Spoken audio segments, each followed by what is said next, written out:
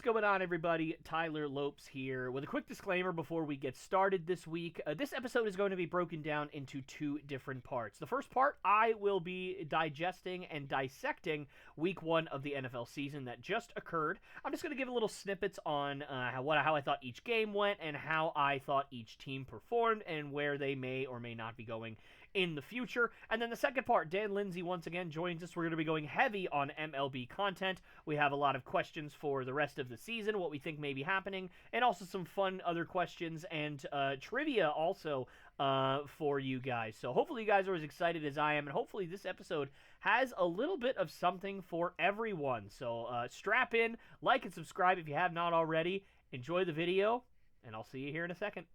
The 2024-2025 NFL season is officially underway. I know all of us are very, very excited, and I thought one of the greatest week ones of my lifetime. A lot of really, really fun games, a few kind of stinkers, but that's to be expected in week one. And man, quarterback play was, if that's something you guys are into, it was not to be desired this week. But I am going to be giving a little snippet on every single game and every single team after week one. Starting with the reigning Super Bowl champion Kansas City Chiefs. They look like the same old Chiefs to me. They probably look like the same old Chiefs to you. Definitely the Chiefs circa Tyreek Hill days, because Xavier Worthy looked fantastic. Just to be frank and honest with you, I honestly thought that Xavier Worthy had bust potential written all over him. Guys that, go late in the draft like that, or late in the first round anyway, that basically their only kind of trait that they're famous for is speed. They have a very high bust percentage, somebody similar to a John Ross, but Xavier Worthy certainly did not look like a bust on Thursday night. He looked fantastic. The Chiefs looked great. Their defense looked like they came ready to play, although obviously they were one toe away from losing this one, but they do pull out a tough win at home. But we'll see if they can continue to get better, and we'll see where they go for the rest of the season. As for the Ravens, Lamar Jackson still, just at times, does not seem to have the accuracy he needs to be one of the best quarterbacks in the league. Obviously, he's a multiple-time MVP. Obviously, we all consider him to be one of the best quarterbacks in the league, and that is why it is so frustrating when you see him miss wide-open guys, miss reads, not even just miss guys that are open and he doesn't throw them the ball, but when he does throw them the ball, he just completely airmails them at times. Obviously, the most famous example from this past week being when he missed Zay Flowers wide open in the end zone. Nobody even, within 5 yards of him would have given them a shot to potentially tie the game. But they ultimately did lose. But there's no reason to panic if you are the Ravens. We'll see how heavily involved Derrick Henry is going to be throughout the season. They did say that 30 carries a game is not going to be the plan for him, nor should it be at this point in his career, and nor should it be just in terms of the Ravens' offense. But if they want to win the Super Bowl, Lamar Jackson has to get better at hitting his open receivers and just kind of that entire game. He can't just rely on his legs. He can't just rely on his running ability. He has got to be a more improved passer in terms of throwing the football. And by the way, Isaiah Likely. Who would have figured that Isaiah Likely would have the breakout game of his career? He's the number 2 tight end behind one of the best in the game in Mark Andrews. Is there a tight end controversy brewing in Baltimore? We're going to have to find out.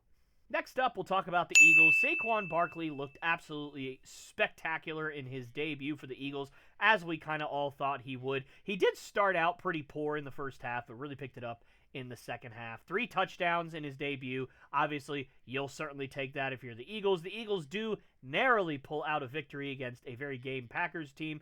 But, again, kind of similar to what I said with Lamar Jackson, Jalen Hurts sometimes just looks lost out there. He's not very accurate at times, and he seems to just kind of get lost out there. And obviously this is something that's going to need to be improved on if the Eagles are going to get back to the Super Bowl like they did a couple of years ago. So we'll see if Jalen Hurts can build off this performance and improve, or if he kind of stays similar to what he was doing at the end of last year, which ultimately led to them losing quite a bit of games. Not solely, obviously, but it certainly played a big part. As for the Packers, it's a tough one. Obviously, Jalen Reed looked great. Your offense looked really, really good. It would have just been a tough loss, but Even tougher is losing Jordan Love for 3 or 4 weeks. It's obviously not as bad as what it looked. Everybody kind of thought it was ACL, especially when you kind of slow the video down. You can see a bit of a pop, but it does not appear to be as serious as it looked. He looks to be only out anywhere from 3 to 6 weeks, and most likely it's going to be somewhere in the 3 to 4 range based on what I saw, which was anywhere from a grade 1, which is anywhere from 1 to 3 weeks, and a grade 2, which is anywhere from 4 to 6 weeks. So typically, if you're in between a 1 and a 2, you're probably in that 3 to 4 week range. But obviously, we will see what happens. It could take a little longer for him to recover, but luckily, Jordan Love has seemed to avoid season-ending injury, which the Packers fans probably held collectively their entire breath as a franchise there. But luckily, he seems to be relatively okay as to what we saw, and hopefully he'll get back to playing as soon as possible.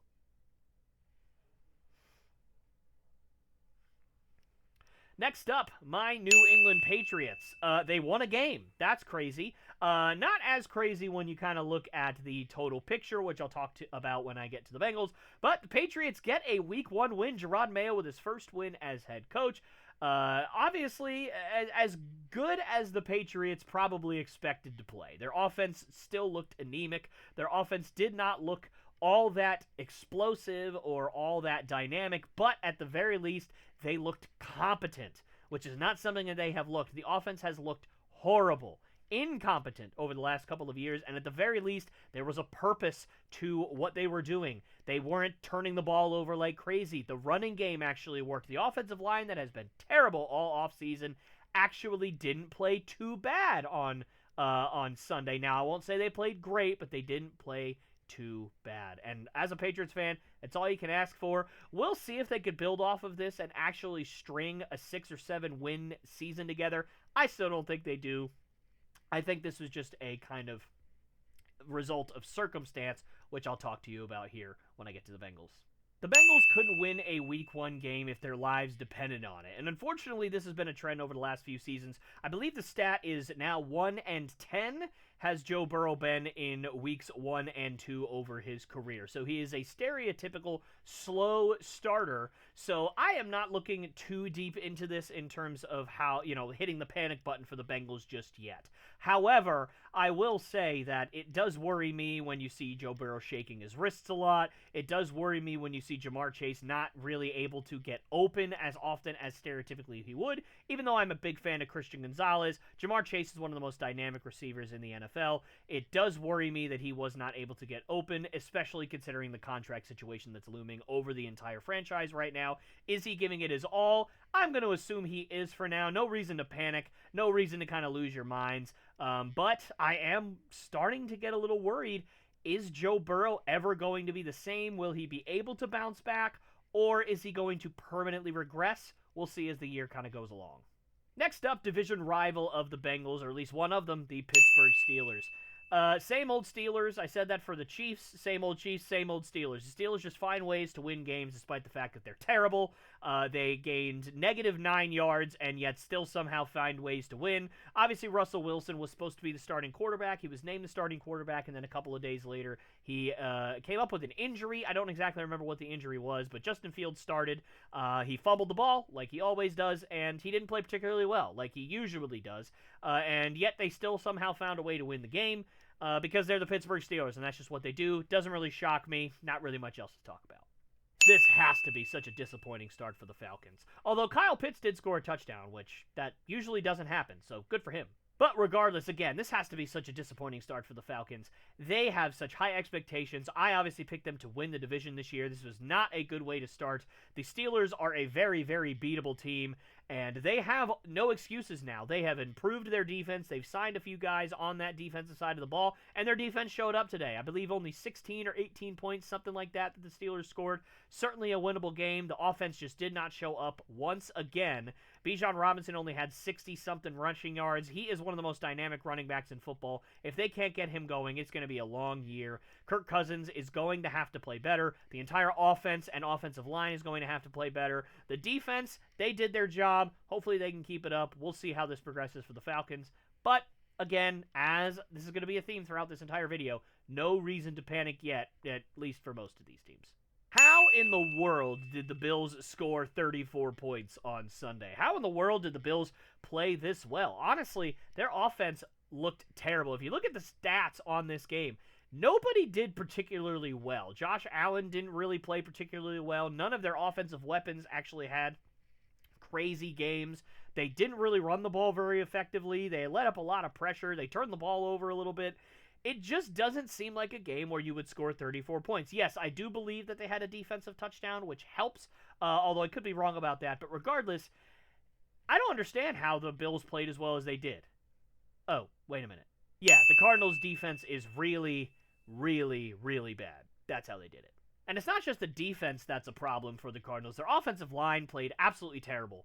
Kyler Murray was running for his life pretty much all game. I know he only got sacked, I think, 4 times, maybe 5, which 5 is still too many. But it could have been 10, 12. I mean, if it wasn't a very mobile quarterback, he would have been on the ground pretty much the entire day. So, got to improve that offensive line if you're the Cardinals. I know they've invested heavily in that offensive line in recent drafts, but they've got to continue to improve. They've got to protect their franchise quarterback, or presumed franchise quarterback anyway.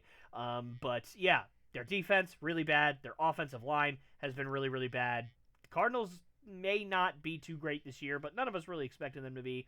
But, again, not really a whole lot of reason to panic just yet. They did end up scoring 28 points, but the Bills' defense wasn't that great either. So we'll see, but regardless, tough day for the Cardinals.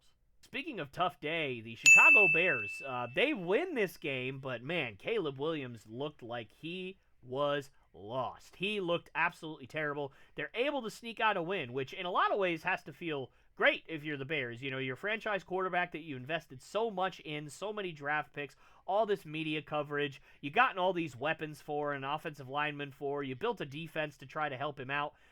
You know, he didn't play well at all, and yet you still found a way to win the game. That has to feel good, but at the same time, you know, you've got to figure out a way to get Caleb Williams going. Now, they did play Tennessee, which obviously is a really, really good defense. I believe they are second in the league in opponent passer rating right now in terms of allowing the lowest passer rating in the league. So they're second in that, which is obviously great. But at the same time, you really hope that they have a better day considering how poorly the other guys played. Yeah, there's really no excuse for the Titans winning this game. They played so poorly on offense that somehow a defense that allowed Caleb Williams to only have like 100 total passing yards was somehow matched, if not worsened, by the play of Will Levis. That pick 6 at the end was absolutely horrendous. He has been getting completely ruined by that play on social media, as he should. Although he is being a good leader, he's stepping up, he's taking ownership of it, which is what you want to see out of a young quarterback. I'm not panicking on the Titans just yet. I don't expect the Titans to be very good, but I know the Titans expect themselves to be very good. They have invested a lot of money into this roster. They have made a bunch of free agent signings over the last 3 to 4 years on their receiving core, their offensive line, on their defense, that they are hoping are going to be kind of complementary pieces to who they've drafted, and what they're going to be doing this year is not living up, to what they probably think they should be doing as of yet, but again, it's only 1 week. We'll see if they can improve. Speaking of improvement, the Houston Texans, this team is going to be a problem. They looked great on Sunday against a pretty good opponent as well, so you like to see that everything seems to have been working. Obviously, there's some growing pains. C.J. Stroud didn't have a great game. Stephon Diggs didn't have a great game either, but at the same time, there's, you won a game against a good opponent in week 1, and you have room for improvement. That just sounds like a normal week 1 to me. The Texans are going to be a problem this year. Another person that may be a problem is AR-15. Man, that kid looked great this weekend. He did everything he could to pull out the upset win for the Colts. Just ended up coming a little bit short. But I talked about in my video last week or the week before where I mentioned that I thought the Indianapolis Colts could make some noise, and Dan Lindsey actually picked them to make the playoffs this year. I didn't quite go as far as that, but regardless, both of us are very, very high on the Indianapolis Colts, and they showed why this weekend. They looked really, really good. Their defense looked improved. Their offense looked like they actually knew what they were doing because they didn't have Gardner Minshew as their quarterback. They actually had somebody who was competent back there, and so, yeah, they're going to be a problem. I would be very, very happy, not necessarily happy that they lost, but I would take it as a really solid week one. You played against one of the best teams, projected to be at least, in the NFL, and you played them very, very close. You had a chance to win. It just didn't end up falling for you, but I still think great week for the Colts.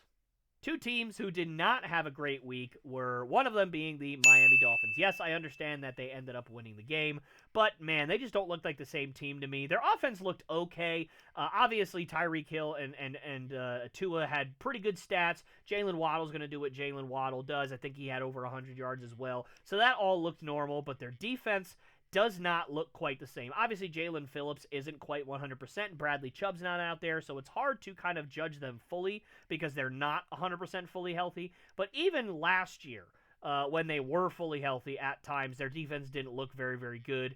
And this year they lost quite a few pieces as well. They did lock up Jalen Ramsey long-term, which obviously is a good boon for them in their back end and their secondary, and Javon Holland is great, but I just am worried that their defense is going to take a major step back, and that's going to be a difference between winning 11 games and possibly the division and only 9 or even 8 games and missing out on the playoffs entirely, because the AFC is stacked this year, and if you don't win your division, it's going to be really, really hard to actually make the playoffs unless you are in the AFC North, because the AFC North is obviously going to be really, really good. So, we'll see what happens, but I don't know, man. The Dolphins, they scare me a little bit.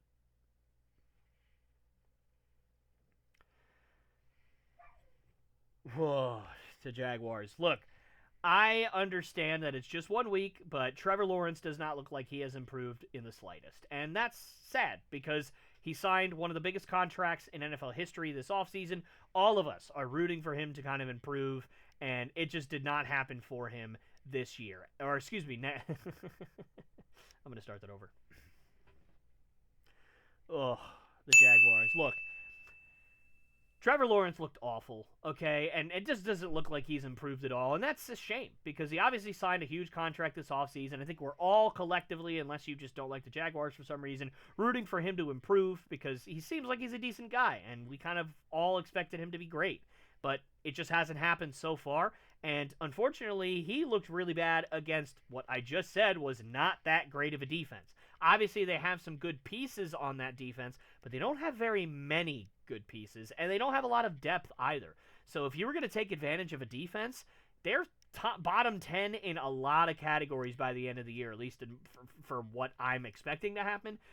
That's a defense that you can exploit, and it just did not happen. What's going to happen when you start playing teams like the Texans and the Colts in your own division that are going to be just better defensively than what the Dolphins were? It's going to be a struggle for the Jags if they keep playing like this, but it's early. We'll see what happens as the year goes along. Hopefully they start to improve. Next up, the New Orleans Saints. Look, I'm not going to overreact. They obviously looked absolutely dominant, but they basically played an XFL team in the Panthers this weekend, so I am certainly not going to overreact. I did love what I saw from Rashid Shaheed. I've been looking for him to break out for the last 2 seasons, and it just hasn't happened yet. But if he can replicate the performance, or at least kind of get close to his performance on a weekly basis, he will solidify himself as the number 2 option to Chris Olave out there in New Orleans. Derek Carr, he's well past his prime now, guys. We obviously know that. I don't anticipate the performance that they had last weekend to kind of carry over into the next few weeks. But who knows? Maybe they will.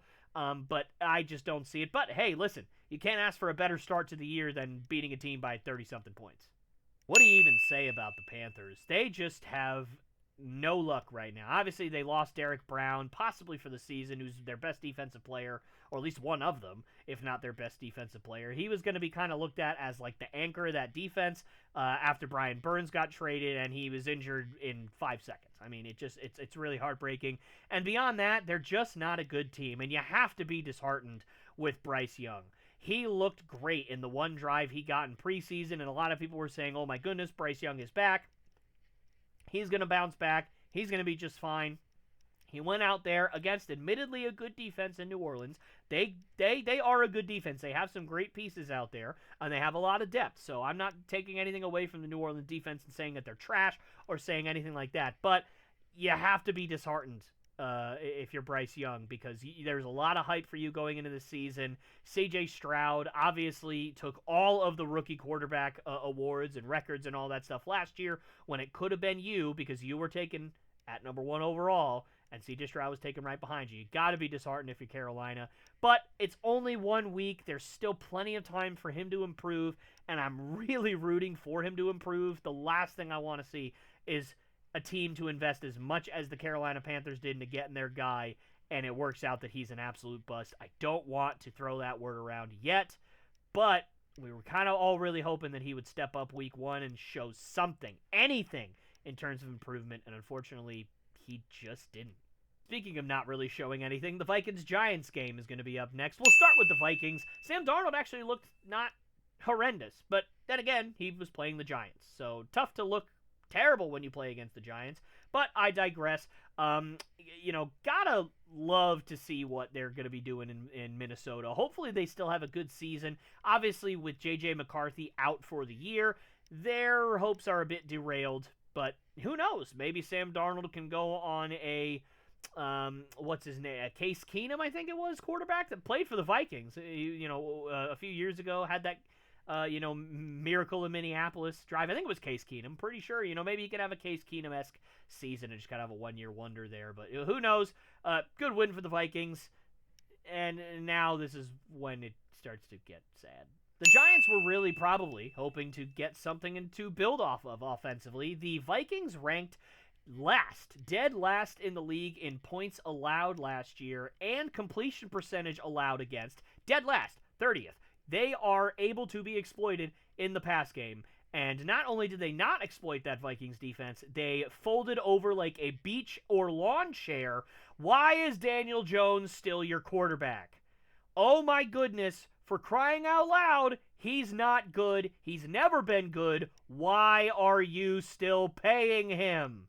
Chargers looked pretty good. J.K. Dobbins, an Ohio State alum, my favorite college team, just hasn't been able to stay healthy. But again, he continues the trend. Every single time he steps onto the field, he looks dominant. The problem is he very rarely actually steps onto the field because his knees and ankles keep on exploding. Hopefully that doesn't continue to happen. I don't want his stuff to keep exploding. But he looks good every time he touches the ball. I had no doubt that if he stayed healthy, he would be the number 1 option in the backfield because he is just that darn good. Hopefully he continues to build off of that and, again, actually stays healthy. He is young enough. I think he's only 24 or 25, so it's not like he's a 27-year-old or 28-year-old or 29-year-old running back after all these knee injuries. He is still fairly young, so hopefully he will continue to grow, and the Chargers can continue to run the ball a billion times a game like what Jim Harbaugh really, really wants to do.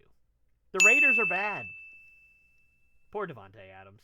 Next up, the Seahawks. Look, they didn't play all that great. They ran the ball reasonably effectively, didn't really throw the ball all that well, but they're going to have a better pass offense over the next few weeks, although maybe not this week against the Patriots because the Patriots are really, really good defending the pass as well and not so great defending the run, although they did do that well in week 1. Regardless, their passing offense is going to improve. They have way too many weapons to not have it improve. DK Metcalf, Tyler Lockett, Jackson Smith-Njigba, Noah Fant. They have way too many offensive weapons in order to have that not kind of be a thing. And then obviously Kenneth Walker in the backfield is another weapon that you can use in the passing game.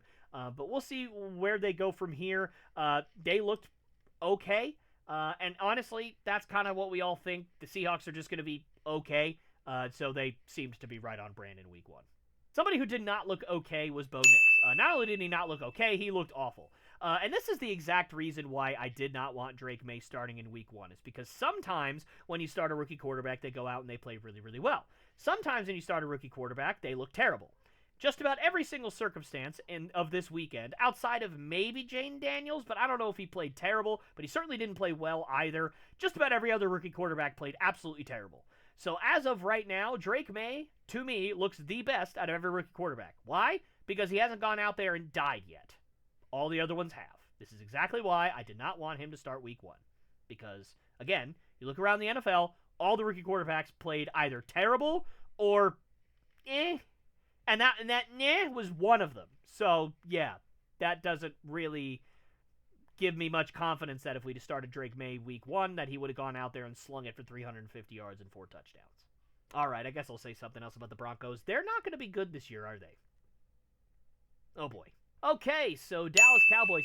Dak just got a huge contract extension. CeeDee Lamb got a huge contract extension. They're actively working on getting Micah Parsons extended.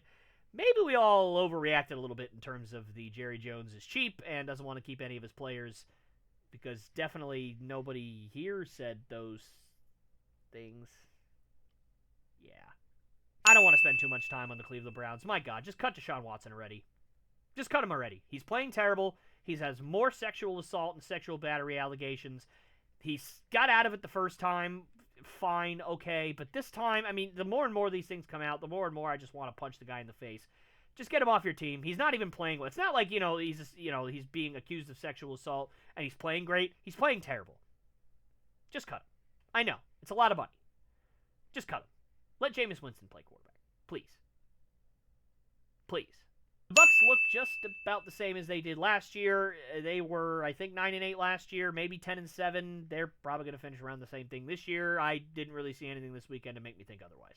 Commanders are in a weird spot. Jaden Daniels flashed some tools, had a couple of rushing touchdowns, but didn't really play all that well when you kind of watch the game and you look at the tape and see the throws that he was making and the reads that he was trying to make. He wasn't able to get through them as well as they would have liked. So the Commanders are in a weird spot. They're in a pretty good division. Obviously, you got two decent teams. You got one really good team. You got a team that may make the playoffs, may not, in the Cowboys. And then you got the Commanders sitting there, and then you got just scraping the bottom of the barrel in the New York Giants. So we'll see what kind of the Commanders lean into. Are they going to try to push for a playoff spot this year, or are they going to really take it out hard like the Giants? It feels like it can go either way. We'll see what happens, but yeah. Lions were able to pull out a tough win. They ran the ball very effectively, especially late in the game and in overtime. David Montgomery still looks to be the clear number one, at least in week one. Maybe that was just a matchup thing, but I keep on asking, why did they draft Jahmyr Gibbs so high if he was just going to be relegated to a number two? Like, that would be like the Falcons drafting Bijan Robinson and him being the number two to Tyler Algier. Like, it just doesn't make a whole lot of sense. So, I mean, I'm not going to be too harsh on it because they are winning a lot of games. They are my pick to go to the Super Bowl and my in-heart pick to win the Super Bowl. I obviously said the Chiefs would win just because they're the Chiefs, but I would love it for the Lions to win and kind of break that curse. So they're going to be a really, really good team regardless of if David Montgomery is their number one or Jahmyr Gibbs is their number one. It doesn't really matter. And they looked really, really good on defense as well for most of the game. So I mean, yeah, I didn't see anything to change my mind on the Lions. I just continue to question why David Montgomery is the number one and why you drafted Jahmyr Gibbs at number 12, I think, if he was just going to wind up being a number two running back.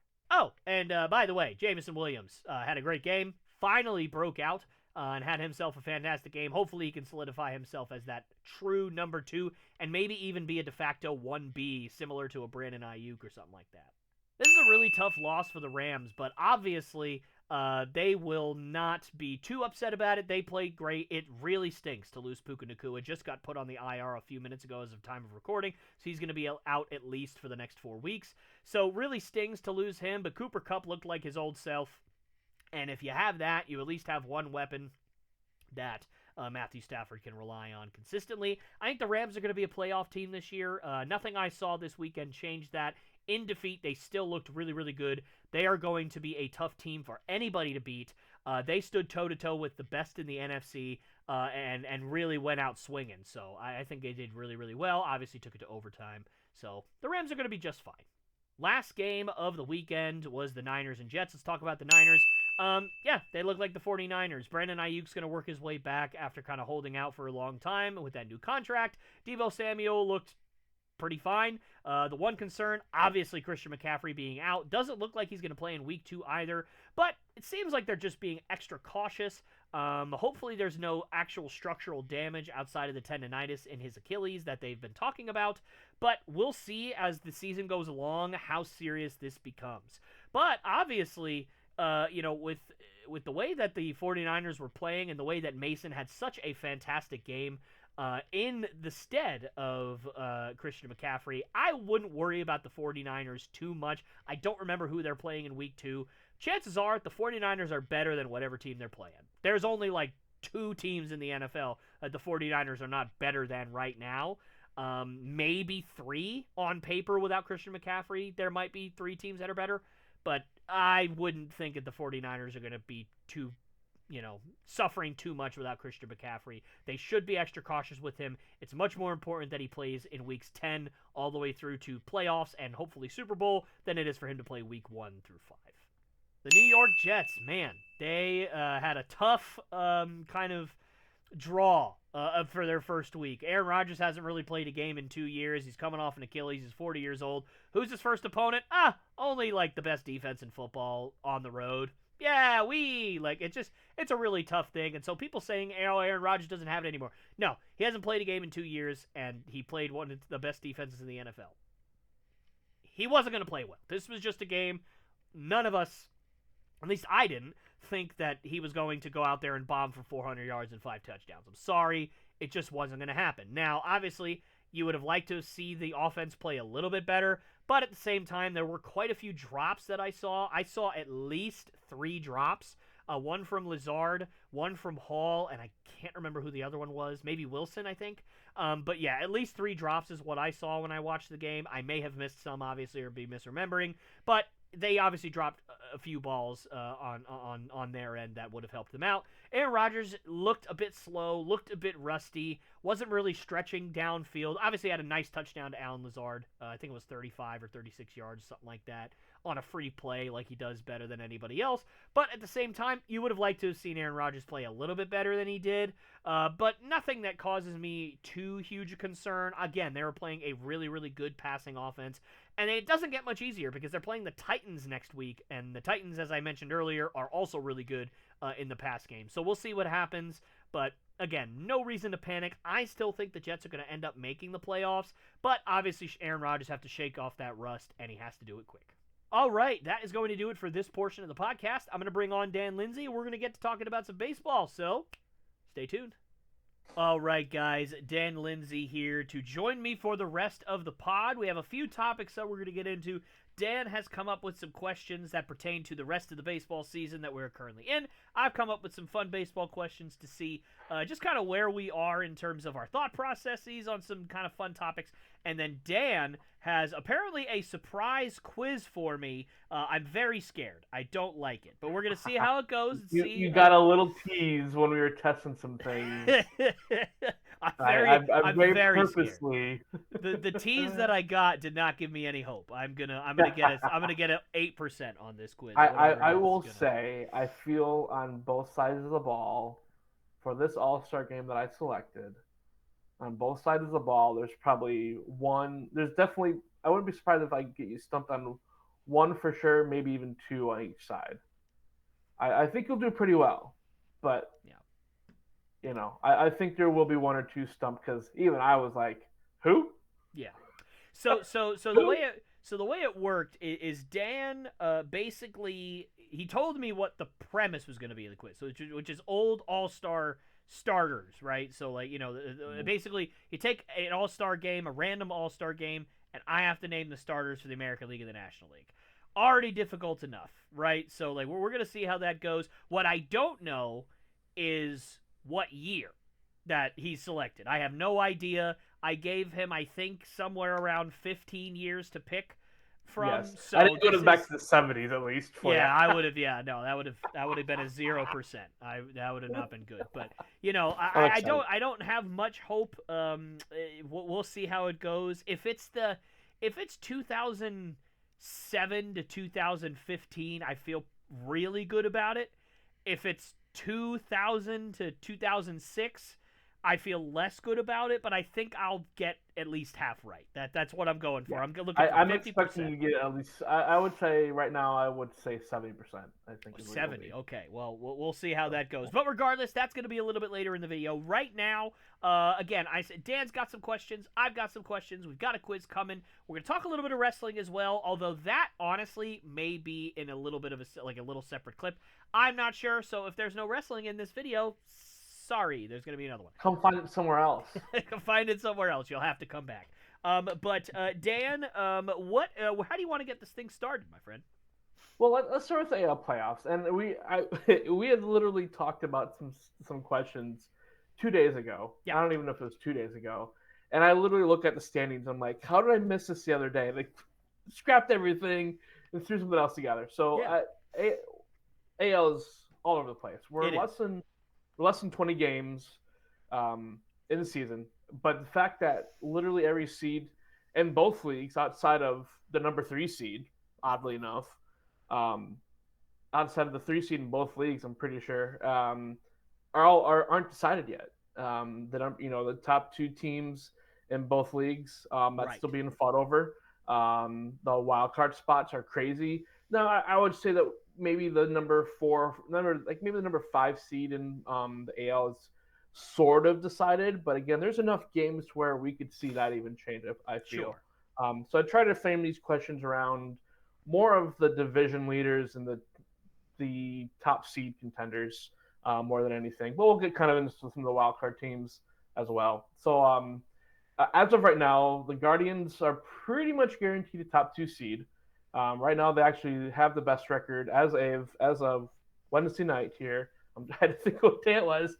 As of Wednesday night, the Guardians have the best record in the American League.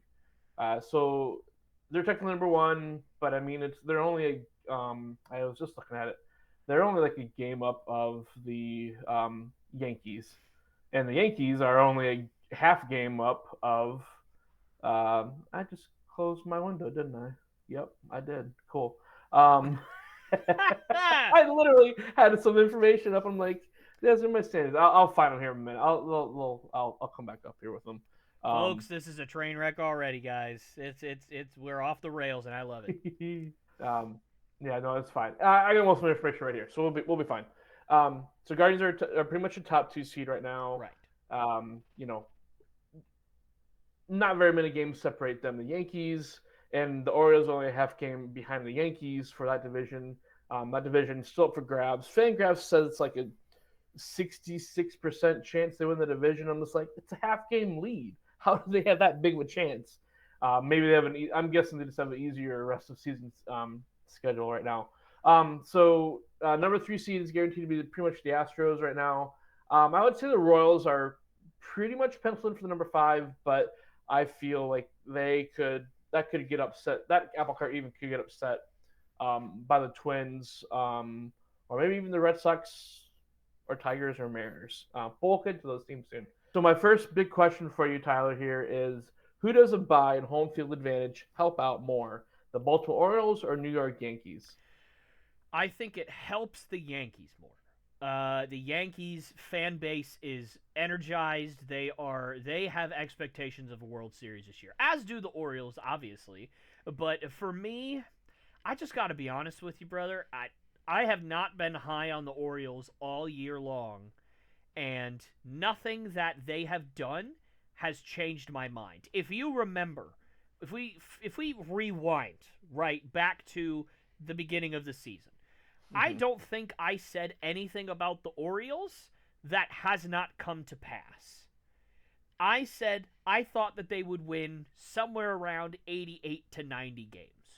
They are on pace to win around 91, 92.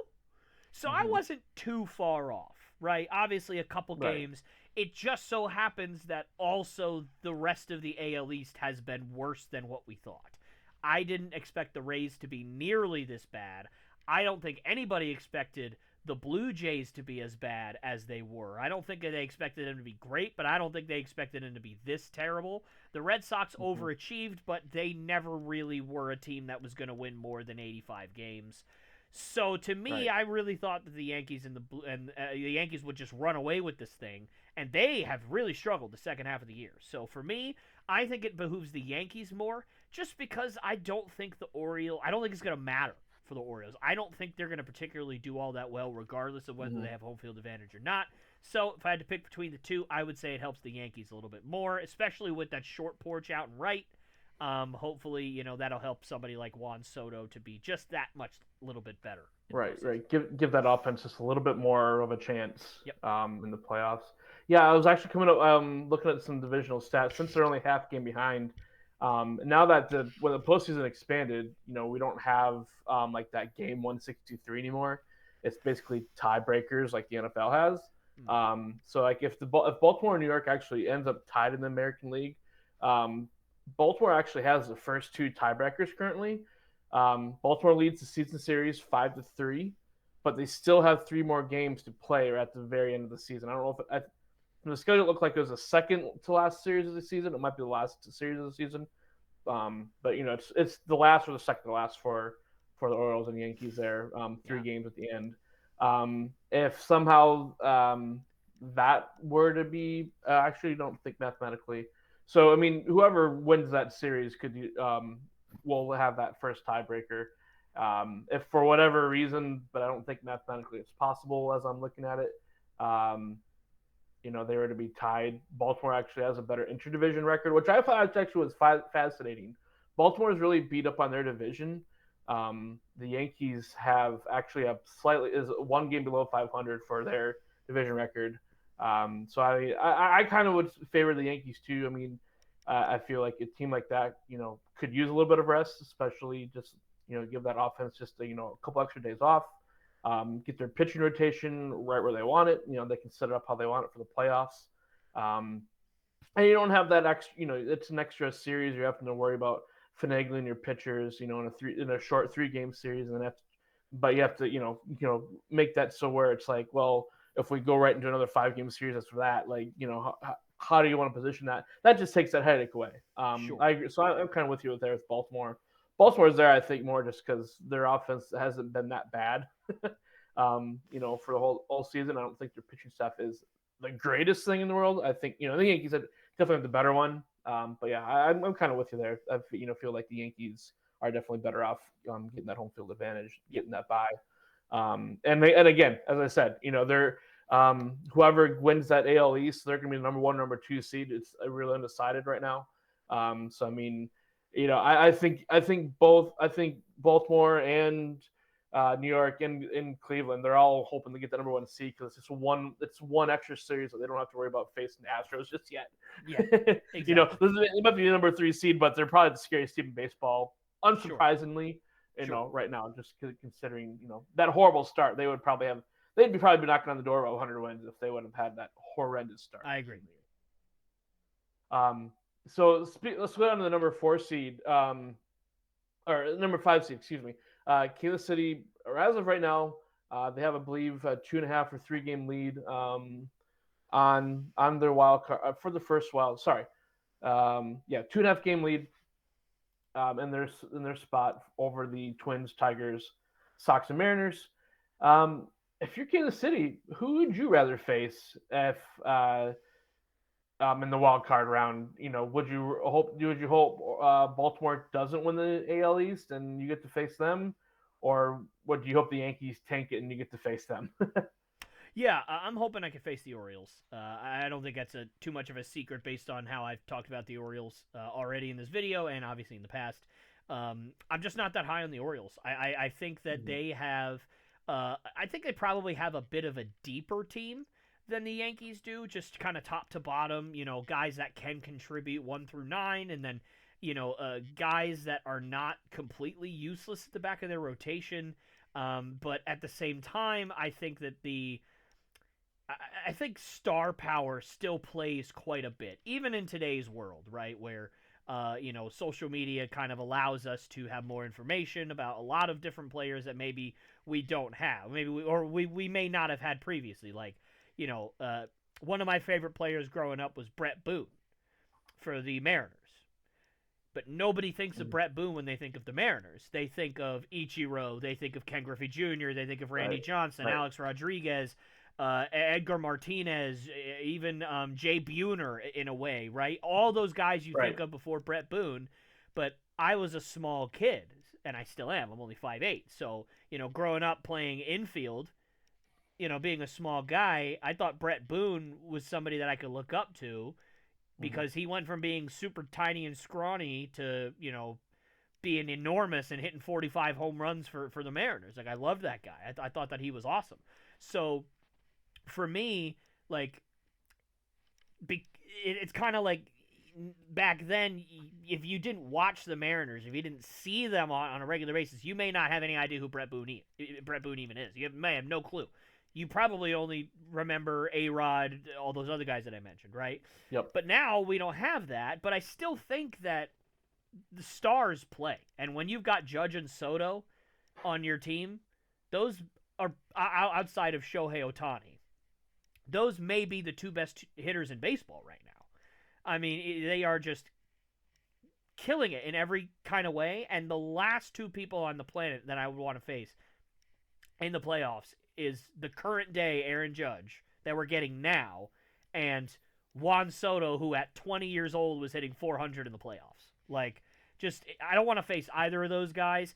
And quite frankly, look, I have Anthony Santander on my fantasy team. I love how well he is performing this year and how he's playing, but he doesn't scare me like a Juan Soto or an Aaron Judge. What he just doesn't, and that's not his fault. But it's just he's not that big. They don't have that big name guy, that guy that's just going to go out there, that David Ortiz, that Carlos Beltran, that Albert Pujols, that, whoever, right? Whoever you'd want to think of. That Juan Soto for the 2019 Nationals, that like, oh, do I have to face this guy? I don't want to face this guy. Like this guy's hitting 420 against us right now. This is horrible. They just don't have that. The Yankees do. They have bigger name pitchers on their roster as well. They have more experience in the playoffs than this Orioles roster does. I mean, the Orioles are leaning so heavily on young guys, and that's a good thing for your development. That's a great thing. But I just tend to trust veterans in the playoffs more than I trust rookies, unless the rookies give me a reason to trust them in the playoffs, which they haven't yet. But we'll see what happens. But if I had to look at it on paper, I would rather face the Orioles if I'm the Royals. I think I have a better rotation than the Orioles if I'm the Royals. I think I have a better lineup than the Orioles if I'm the Royals. I don't know if they have a better bullpen. I really like the Orioles bullpen. That's the one thing that I've said. I love their bullpen. I think their bullpen's great. Obviously, they're still kind of in flux in terms of their closer spot, which isn't the best. But obviously, Yiner Cano, Craig Kimbrell, and Sir Anthony Dominguez, that's a really good three-headed monster you have in Baltimore. So maybe you don't have a better bullpen, but I think, look, they're a faster team. They are a younger team, even though the Orioles have a lot of youth as well. They have a better rotation. I would rather face the Orioles. And then the interesting thing I was looking at too, it's, let's say Kansas City gets past the wild card round, whoever it's, whether it's the Yankees or Orioles. I would, they're not good against either team. They were 2-4 against Baltimore really early in the season in April. They only played 2 series there from what I could find, and they're 2-6 against the Yankees when they have actually, I think, a game in progress as we record. I don't know. So it's, they haven't done well against either team. So I mean, Kansas City. I mean, maybe they want to drop to the 6th seed, but then you have to face the Astros. So Kansas City is going to be one of those. It's like, hey, great job, welcome to the MLB playoffs for 2024, but good luck. Yeah, good luck for sure. And that's why I think the team that they have the best shot against is the Orioles. I don't think that they have a better rotation than the Yankees. I don't think that they have a better rotation than the Astros. Apparently they don't have a better rotation than the Guardians either. But they do, in my opinion, have a deeper rotation than the Orioles. Now, do they have the best number? Do they have the better number one? Do they have the better ace if it goes to a game 5? Do I trust whoever, Brady Singer or Michael Wacha or whoever the number one is, Cole Reagans, whoever that number one is for them, versus Corbin Burns? No, but I just named 3 guys that could be the number one guy out there in Kansas City. In Baltimore, it is Corbin Burns, it is Grayson Rodriguez, and it is everybody else. So for me, I think they have a deeper rotation. I think that's the best chance that you have because it's not a 1-game playoff. It's a 5-game series, and I think that the Royals have a better chance of winning a 5-game series against the Orioles than they do against the Yankees or the Astros right now. I thought the wild card round was 3 games. I thought it was 3 games. Is it 3 games now? Did I miss that completely? Holy moly! Okay. I think the wild card is 3 games. Well, then in that case, I might change my answer because I do think that I mean, look, you got a better 2-man combo for the Orioles. If you only need the best of 3 games, then you've got the 2 best pitchers. If you're the Orioles in that instance, then so that changes it for me then. Yeah, I let me just. I still think I would rather face the Orioles and the Yankees in that instance.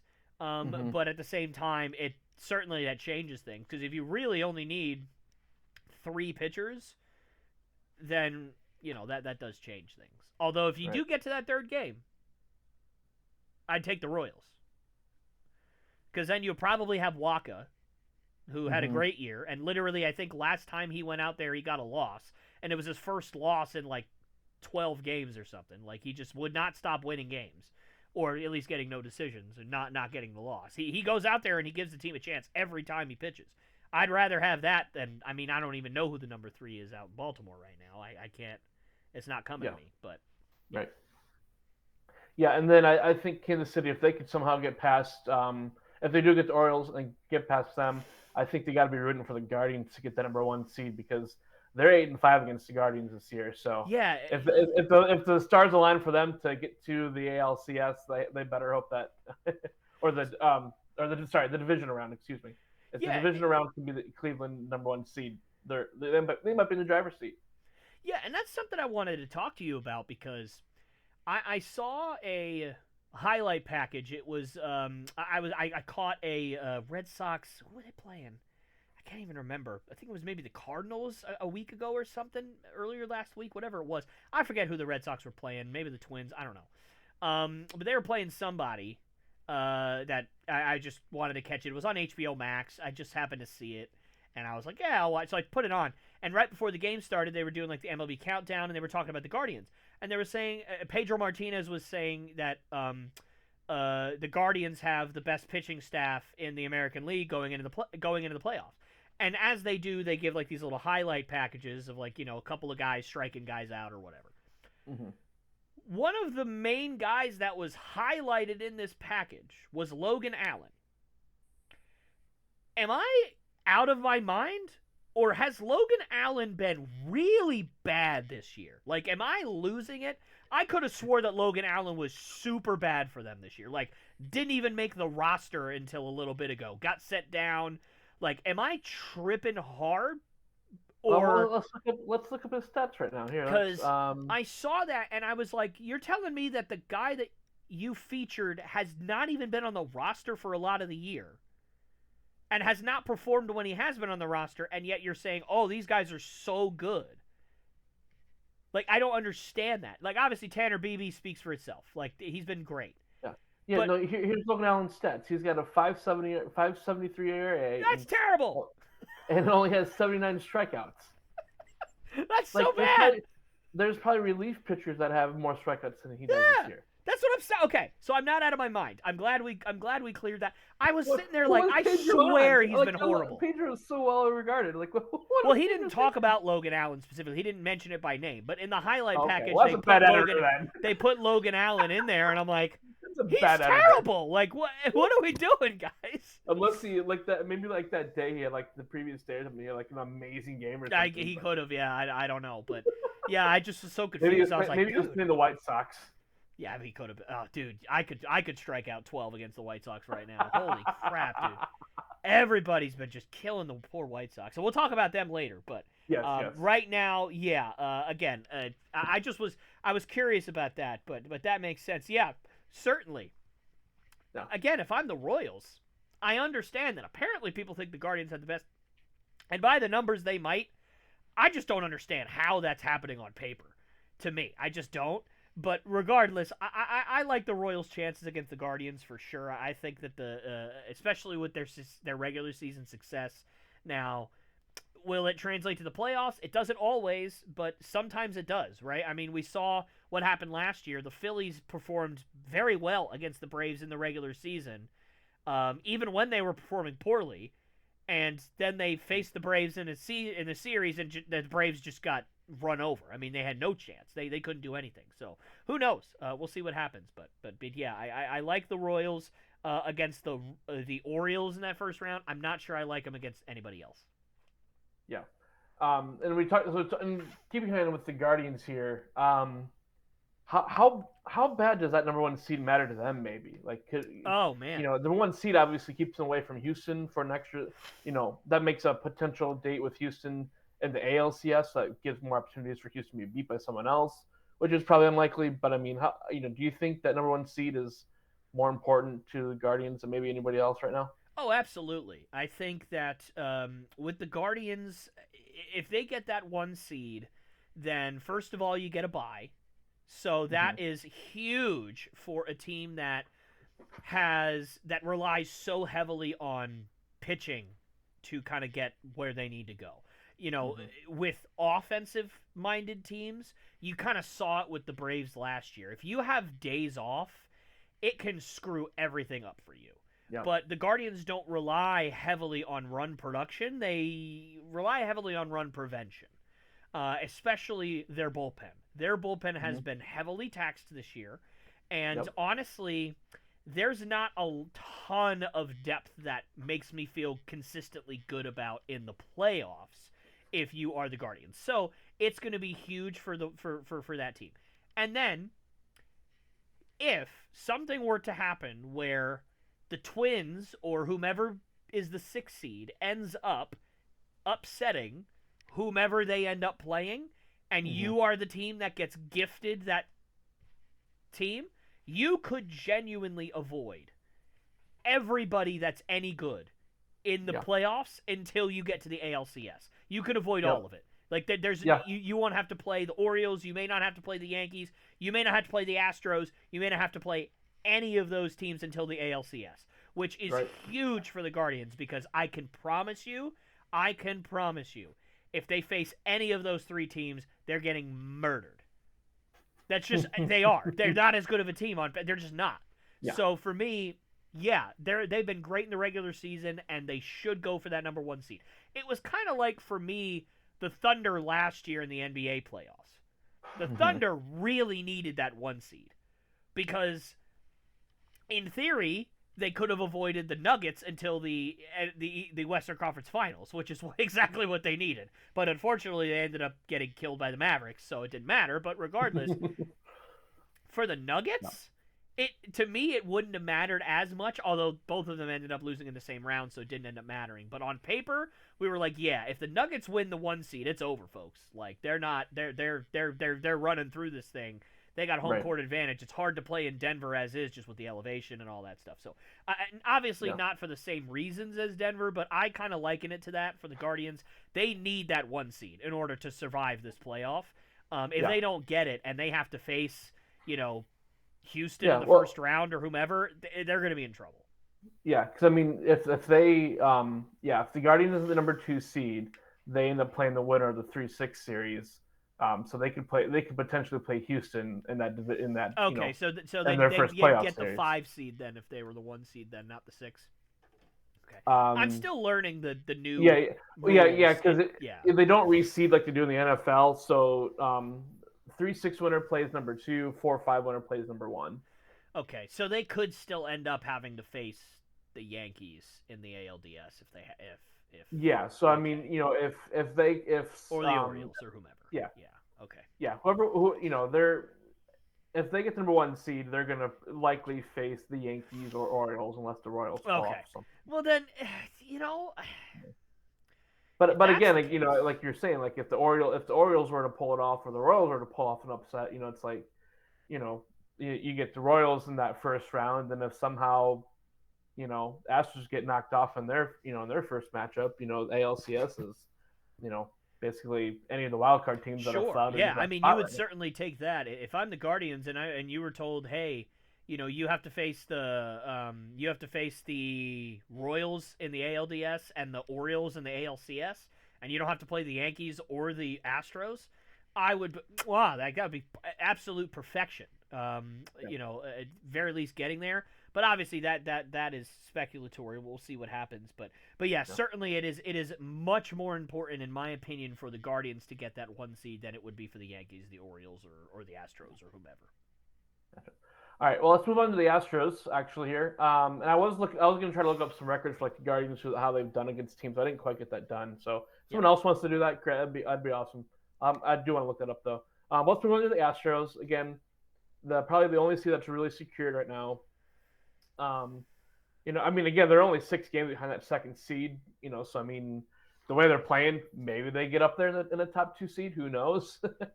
But as of right now, if the Astros are number 3 seed, they're playing the final wild card spot. Whoever gets that final wild card spot. A final wild card spot right now is like 4-5 game separation between 4 teams: the Twins, the Red Sox, the Tigers, and the Mariners. Who's the team that has the best chance of knocking out the Astros of those 4 teams? Yeah, that's a really hard question because, quite frankly, the answer is none. I don't think any of those teams are probably going to knock them off. My question to you is, if you can clarify for me, if the Astros, if it stays the same, is that series also going to be best of 3 games? Yes. Or is that going to be okay? So then, so if that is the 3-6 game and the 4-5 game, those are both best of 3. Those are both best of 3. Okay. Yep. So then, in that case, I would say the Minnesota Twins, because you got Pablo Lopez, you got a guy that can go out there and pitch with the best of the best, and on any given night. And if you can take that game, then you just have to find a way to beat the Astros 1 out of the next 2 games, which is not a guarantee, but you can do it. Like that's certainly a possibility. So I can see the Twins going out there and doing it. I can also see the Red Sox going out there and doing it just because of straight up guts and clutch. Honestly, they have been a team that just no matter what happens, they can make a comeback late in games. They have pulled out a ton of close games this year. So certainly I could see them just, being terrible all game and then Cedeno and Rafaela hitting a 2-run home run to tie the game in the 8th inning. Like, that just seems to happen like every other night, it feels. So it's one of those things where, I could see certain teams, I could see a way that they can do it. The most likely for me, given the 3-game series, is probably the Twins just because of Pablo Lopez and his ability to go out there and be a Cy Young candidate. If not a Cy Young winner this year. He might win that sucker. I don't know. It's possible. But we'll see. So I'm going to go with the Twins. Gotcha. Then speaking of those 4 teams, Twins, Sox, Tigers, and Mariners, who do you think gets the final wild card spot? I think it's going to end up being the Twins. The Tigers have come out of nowhere, it seems. I haven't even been paying attention to the Tigers, and then I looked the other day when you and I don't think anybody has. And they were above 500 and like in the wild card race, and I was like, what happened? And I'll tell you what happened. They got healthy. Is a main reason why they are back. Javier Baez apparently has been playing a little bit better, which I guess is nice. But outside of that, I mean, they got healthy. They had a ton of injuries early on in the season, especially to their pitching staff. Tariq Skubal, another guy that might win a Cy Young Award this year. He's been great. Casey Mize just got back from injury. He's another one of their young pitchers that's pretty good. So, we'll see. I don't think the Tigers end up pulling it out, though. I just can't trust the Tigers. But we'll see what happens. I do think it's going to end up being the Twins. I don't think the Red Sox have enough gusto to get it done. They have had a fun year. I mean, this has been a very fun team to watch. I don't know if you've caught some of their games, but they're fun. Here and there. They're a lot of fun. They're not great. I mean, it's not like, you're sitting out there watching like, oh, I want to go see Shohei Ohtani, or I want to go see Mookie Betts, or I want to go see Ronald Acuna, or I want to go or Aaron Judge. Like, you're just going out there to see a bunch of scrappy dudes going out there and fighting like heck, and maybe Rafael Devers if you're a actual hardcore Red Sox fan for the last 8 years. Yeah. Right. So. I mean, he is their centerpiece there right now, and I mean, but he's not playing like it. But I mean, he's been a little more inconsistent, I think, than they'd love to have. Well, he's had a down year, and I think a lot of it has to do with he doesn't have a ton of help in that lineup, right? Or at least not. He has had some help, but he doesn't have a ton of name factor fear. One of the reasons, and listen, I don't remember who said it the other day, and I wouldn't go as far as to say that the main reason why Judge is doing so well is because Juan Soto hits behind him. I don't remember who tweeted that. Somebody tweeted that a couple of weeks ago, and I couldn't stand that they said that because it's not true. But it is a factor. I mean, obviously, people are less likely to purely just pitch around Aaron Judge if Juan Soto is coming immediately behind him, because then if you pitch around Soto, then you got 2 guys on, because Soto's going to walk. I mean, if you don't throw Juan Soto strikes, he's not going to chase. So he's going to walk a ton. So now you got 2 guys on. And then you get to the heart of the heart of the Yankees lineup. It's not really. The two best hitters hit top of the lineup. But point Right. being, like, that's a tough spot to be in. Yeah. So Base hit and you get 2 runs in, essentially. exactly. And then, with Devers, he just doesn't have that person that's in front of him or behind him that, like, people are going to sit there and go, oh, like, Yeah. if I pitch around Devers, He this doesn't guy's have that really going to burn. Ortiz. He doesn't have that No. Betts. He doesn't have that JD Martinez. Yeah, and a lot of that lineup's just No, and I think they're building that. I think this has been a good year for them to build. It's something that I'd love to even just we should just take a pod just to talk about the minor league system. Sometimes. Yeah. I mean, I think there's a lot of good guys sitting in Worcester and Portland right now. Sure. I pretty much I think if they're not in Worcester, they're all basically in Portland now. Because they all got pretty much Greenville got rid of all their top guys. Yeah. And they had a decent, they had a couple really good guys in the draft from last year that are going to be high prospects in that system. And I mean, I think it's I think it's a little bit better than like the bridge year that that has been talked about, and those 2010s championships that they had. They just bridge year, but I think it's a little bit better than that. But it's a team that has hope that they can build upon because Jarren Duran, if he can continue to be as good as he was this year, I mean that's a huge gem that I don't think anybody thought was going to pay off. Not like this. I mean, he's been one of the best hitters in baseball this year. So yeah, I don't one think of the best hitters, great leadoff guy, and if you can get a good number 2 right there, I mean that'll immensely give Devers a little more of a oomph in that lineup. Yeah, and that's not to say that obviously, like I said, Rafael Devers, he's not the only good hitter in the lineup. Of course, Jarren Duran's been great, much better than Devers has. But it's one of those things where like they're hitting Devers 3rd or 4th, and whoever's hitting 2 is not really going to scare you. Whoever's hitting 3 is not really going to scare you. Then you got Devers, whoever's hitting 5 is not really going to scare you, right? And it changes. Like, is Tyler are you really going to pitch around Devers? And then pitch around Tyler O'Neill or like whoever listen, I love Tyler O'Neill, but second baseman David Hamilton for David Hamilton, or Pedro Lopez or whoever, Pablo Lopez, whatever his name is, I don't know, whatever, it's just they're not going to scare you like that. It's just not. Masataka Yoshida has not been great, right. He was supposed to be, I think, that guy in that lineup to pair with Devers to scare you, but yeah, he hasn't been quite that just yet. Yeah, so, I don't think they have the amount of gusto. Obviously, I already talked about the Tigers. And what was the last team? The Mariners, I believe. The Mariners. Yeah, dude. The team that we both loved the preseason, and dude, they were doing well, and all of a sudden Houston was like, "Hi, guys." Their heart's just not in it, man. Their heart's not in it. And if they made the postseason, they could make a run, dude. Especially if they get that wild card. Would you want to face in a 3-game series Luis Castillo, George Kirby, Logan Gilbert in that order? I mean, that's the thing. If they do, that could be the team that Houston doesn't be like, no, stay out of it. Yeah, exactly. That's a tough rotation to get through. But they just their heart's not in it, man. They've rolled over and showed their belly at this point. No. All right. Well, I think that should be a really fun AL. Rest of these, last couple weeks of the season. Playoffs start, I believe, on October 1st. Yep. We may make some playoff predictions when the playoff field is finally set. Heck yeah, dude! I'm down for that. We'll definitely have to do that. But yeah, let's move on to the NL. Kind of a similar setup to the AL, where you have 2 teams in a heated battle for the top seed in the NL. That's the Dodgers and Phillies for you, who are also competing for the best record in the entire Major League Baseball. Then you get the Brewers just kind of sitting there in the 3rd seed, where they could maybe make a run for a top seed. They're only, if I'm doing my math right, 2.5 games out of the 2nd seed there. But I mean, it's Philly and it's LA. I don't see them giving up much ground to Milwaukee, but who knows?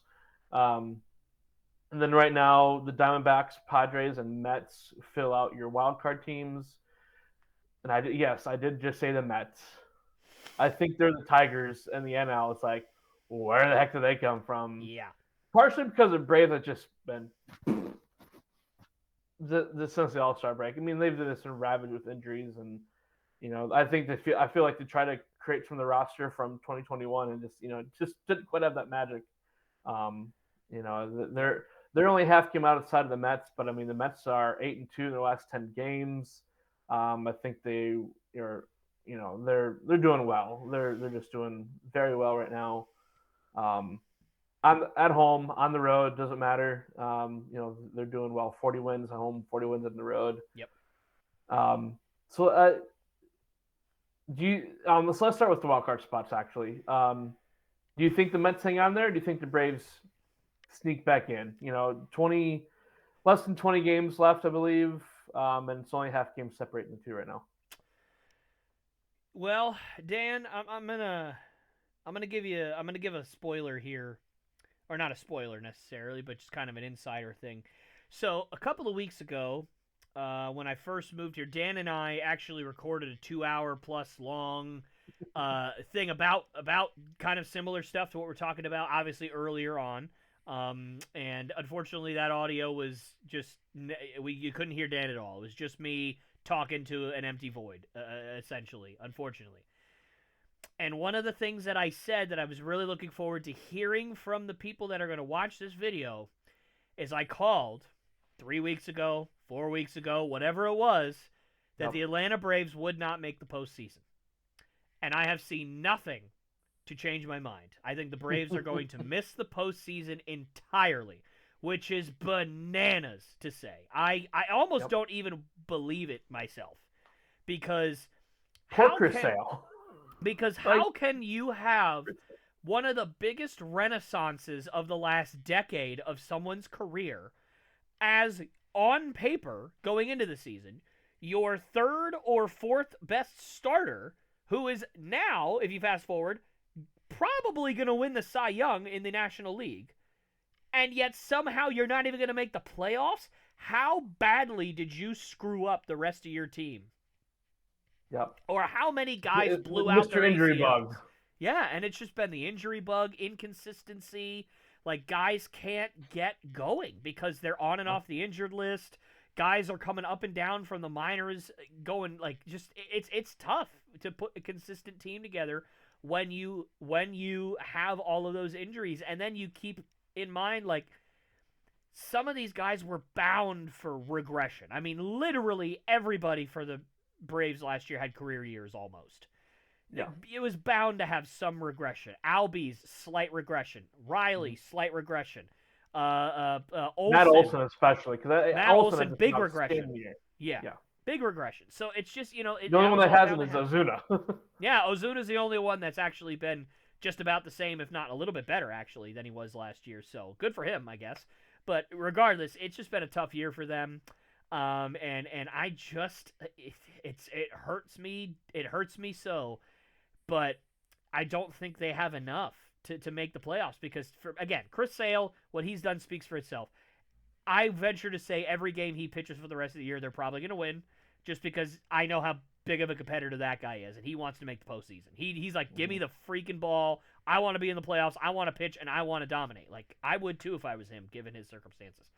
But after that, it has been a disaster for the Braves, pitching-wise. It just has.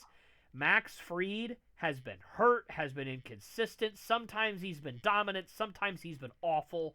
He hasn't been. You don't know what Max Fried you're going to get when you watch a Braves game.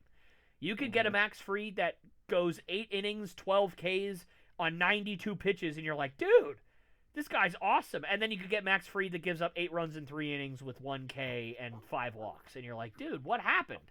Like, you never know what Max Fried you're going to get. It's like rolling dice. Even you're going to have a great day. Odd, you're going to have a tough time. And then beyond that, obviously we know what happened to Spencer Strider at the beginning of the year. That really, really stinks. And then beyond that, you got a bunch of young guys that are trying to fill in. You just lost Reynaldo Lopez. He was the only other guy that was reasonably consistent for you in that rotation. You just lost him maybe for the year. Like, I don't see how the Braves make it without a crazy run where all their young guys step up, their offense kind of gets it together a little bit. And, by the way, I'm going to say this right now. I think we all know who won the William Contreras trade, by the way. It wasn't the Braves. And I said that at the beginning. I literally said the Brewers will be the ones who win this trade in 5 years. And William Contreras is a stud. and he's got way better at framing. He's a much better catcher than he was. And I almost said Sean Murphy Bunting. That is the defensive back for the Tampa Bay Bucks. Sean Murphy, not Murphy Bunting, just Murphy. He's not been great for them. He just hasn't. He had a good first few games for them when he traded for him a couple of years ago, but since then he hasn't been great. It's just, I don't know. I think it's going to be the Braves that miss out. Somehow the Mets hold on. I don't know how, but they do. Yeah, no, I don't either. Well, Francisco Lindor, that's how they're holding on. Yes, Francisco Lindor and prayer. That's all they've got right now. It's crazy. Yeah, no, I mean, that's definitely my NL team I grew up loving all the time. I mean, it's, they're shades of the 90s, the way the 2010s into the 20s have been with division titles. Almost close the Braves, to that level. To clarify, the Braves, right? The Braves are, yeah.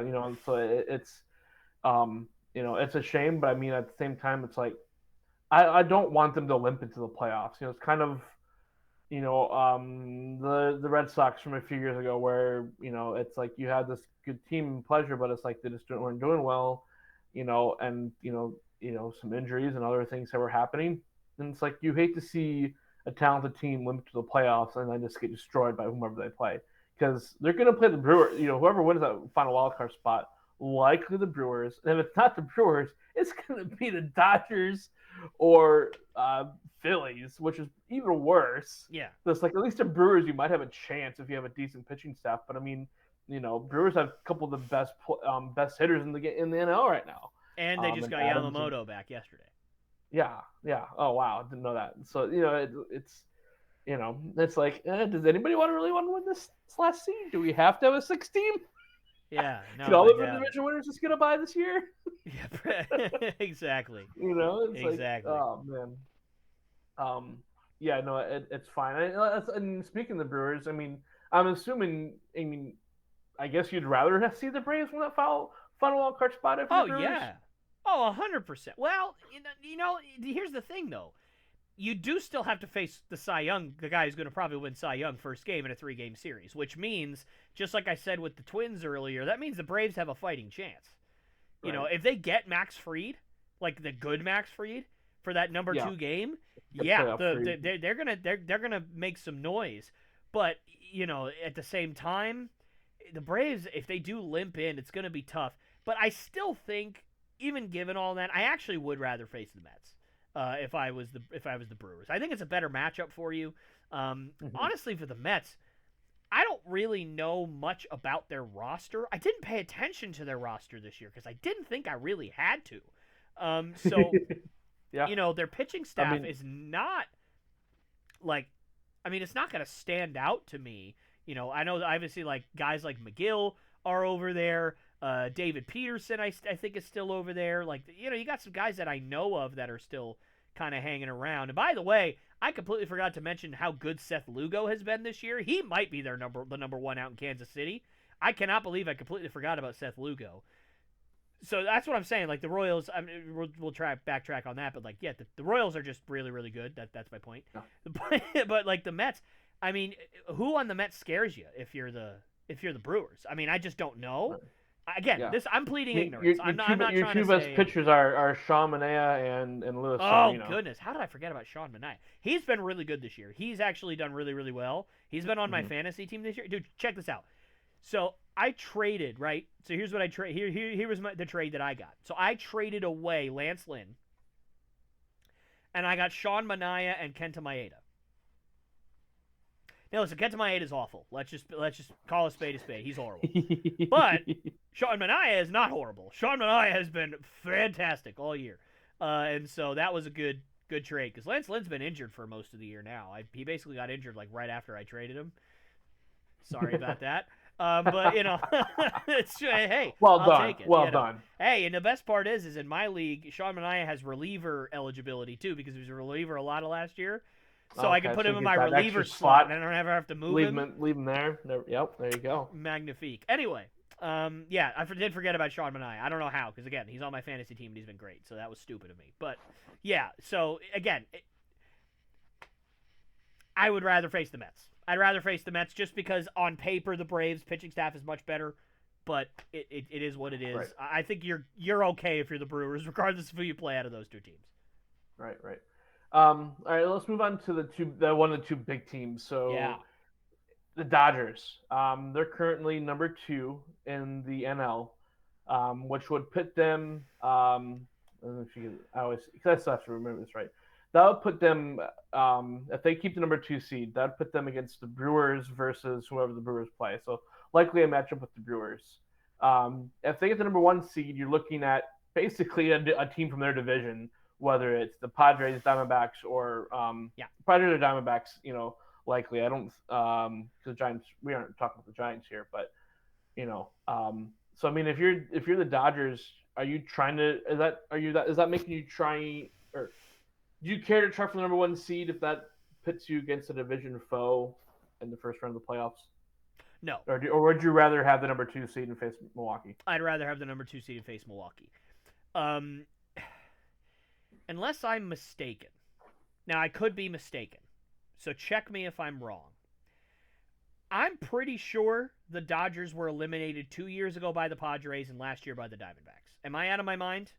I'm pretty sure. Last year definitely was the Diamondbacks. 2 years ago, I'd have to check on that. I think it was the Padres. Now, that might have been 3 years ago that was the Padres.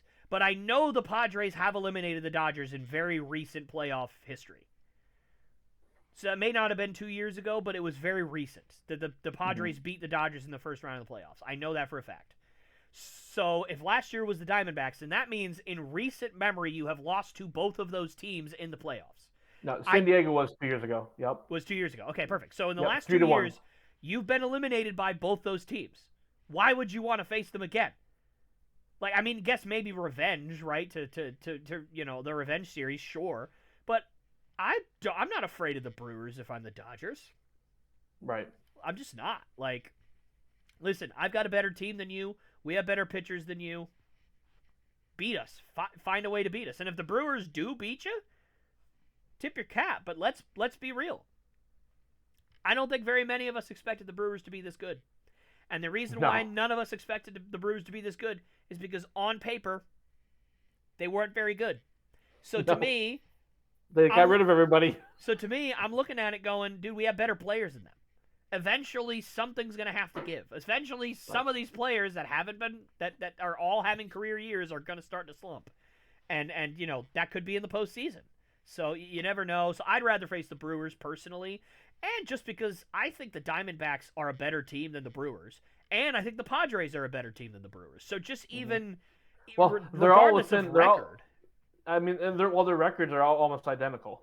Well, that and also you gotta. I mean, I know that the division kind of skew is not as big as it used to be because the schedule's more spread out now. You're not playing the Yankees. The Red Sox aren't playing the Yankees 17 times in a season. You're not doing that, right? You're only playing them 10 times now or whatever it is. So it's a little easier, but you still have to factor in the Giants were really, really good until like a week and a half ago when they started slumping. Yep. So the Giants were in this race. The Padres and the Diamondbacks are going to get the number 1 and 2 wild card spots. They're just gonna. And then the Dodgers. Like, that's your division. And then the poor Rockies just down there dying. But but that's your division. So even if you play those teams a couple more times, you got a worse schedule than what do the Brewers have to play? The Cubs, the Pirates, and the Reds? Oh, please. Oh, you poor thing. That's a gift. Oh, I get to play the Pirates 12 times? Thanks for an automatic 10-2. I appreciate it. Like, it's, although granted the Pirates are better this year than they have been, so I guess I can't talk too much. They do have Jared Jones and Paul Skeens. They're both studs. But regardless, my point is that, they have a better division. So if you put the Diamondbacks or the Padres in the Brewers division and you put the Brewers in the AL West, the Brewers are winning 78 games and the Diamondbacks are winning 97. So it's, that's just the way it's going to go. Regardless, yeah. So I'd rather face Milwaukee, but what do you think? That's a tough one for me because I feel like I always hate the Dodgers because it's like, yeah, you won a division, you won 110 games, won 102 games, you won 100 games, et cetera, et cetera. You just don't perform in the playoffs. But yeah, I didn't realize that the last 2 years have been divisional foes. So yeah, I guess I would rather have hedge my bets like, oh, I'll compete and Shohei will be fine and keep him healthy, keep him fine. But it's funny. I'm looking at the last 10 for each of these two teams. Phillies are just killing it still. They're 8-2 in their last 10. Dodgers are 5-5. So and I don't know though. It's like I'm not sure who the better offensive team is between Brewers, Diamondbacks, and Padres. I mean, I'm worried about my pitching staff. I'm worried about my pitching staff. So it's all three of those teams have decent bats throughout their lineup. Yep. It's Absolutely. if they could somehow face, if they could get the number one seed and face the Padres, I think that's maybe like the next best outcome. As I feel there's not as many threatening bats in that lineup, but there's still good bats in that lineup too. Yeah. So it's kind of like pick your poison. But I think I'd rather have Milwaukee. And then you hope that then you just take a chance against Philly. Yeah, I mean that's really all you can do against Philly is just kind of hope for the Father, Son, Holy Ghost, and hope for the best. That's basically all you can do, and hope that Ranger Suarez has a bad day. But Ranger Suarez's bad days in postseasons don't really come very often. And again, in a 3-game series, Zach Wheeler, Aaron Nola, Ranger Suarez, 1, 2, 3. Nah, I'm good, thanks. Yeah, that's gonna be tough for anybody to face. So. Yeah. I mean, I'm guessing Philly, you're kind of the same thing. Like, are you as worried for the Phillies if they have to face the Diamondbacks or Padres? I am not as worried as I would be for the Dodgers, just because the Dodgers they just struggle so mightily in the postseason that anytime I have to face a division rival that wants to kick the crap out of me, like the Dodger or like the Padres, or the Diamondbacks, that scares me. Obviously, the Diamondbacks eliminated the Phillies last year, but at least they went down like honorably. Like it took them to 7 games. Yeah. So it's not like it was like, they went out there and like they folded over and lost in 5 games or lost in a sweep or something. But, oh, the Diamondbacks are so good, help me! Like no, they went out honorably. They just had they just had a better day in Game 7. That's just how it went, right? So I wouldn't be scared of the Diamondbacks if I'm the Phillies. I definitely wouldn't be scared of the Padres if I'm the Phillies. I think they're clearly the better team against the Padres. I don't think they'd have much problem with the Padres. I don't think they'll have much problem with the Brewers either. I think the only of those 3 teams that they will have trouble with is the Diamondbacks because they're not as good of a matchup. The Phillies bats have a tendency to get cold in bunches. Yeah. So it's one of those things where like it's not like you have guys on your team that consistently hit 300 and a couple of guys that hit for power. You've got Trey Turner who hits for average, and then every other major hitter on that team, Bohm, Schwarber, Castellanos, Harper, all those guys that are important hitters are really streaky. Schwarber can go out there and go 0 for 5 with 5 Ks, or you can go 5 for 5 with 3 home runs, 2 doubles, and 9 RBIs. You just never know what Schwarber you're going to get. Yeah. So if I'm the Diamondbacks, I sit there and go, okay, do we have as good of a rotation as they do? No. Do we have as good of a bullpen as they do? No.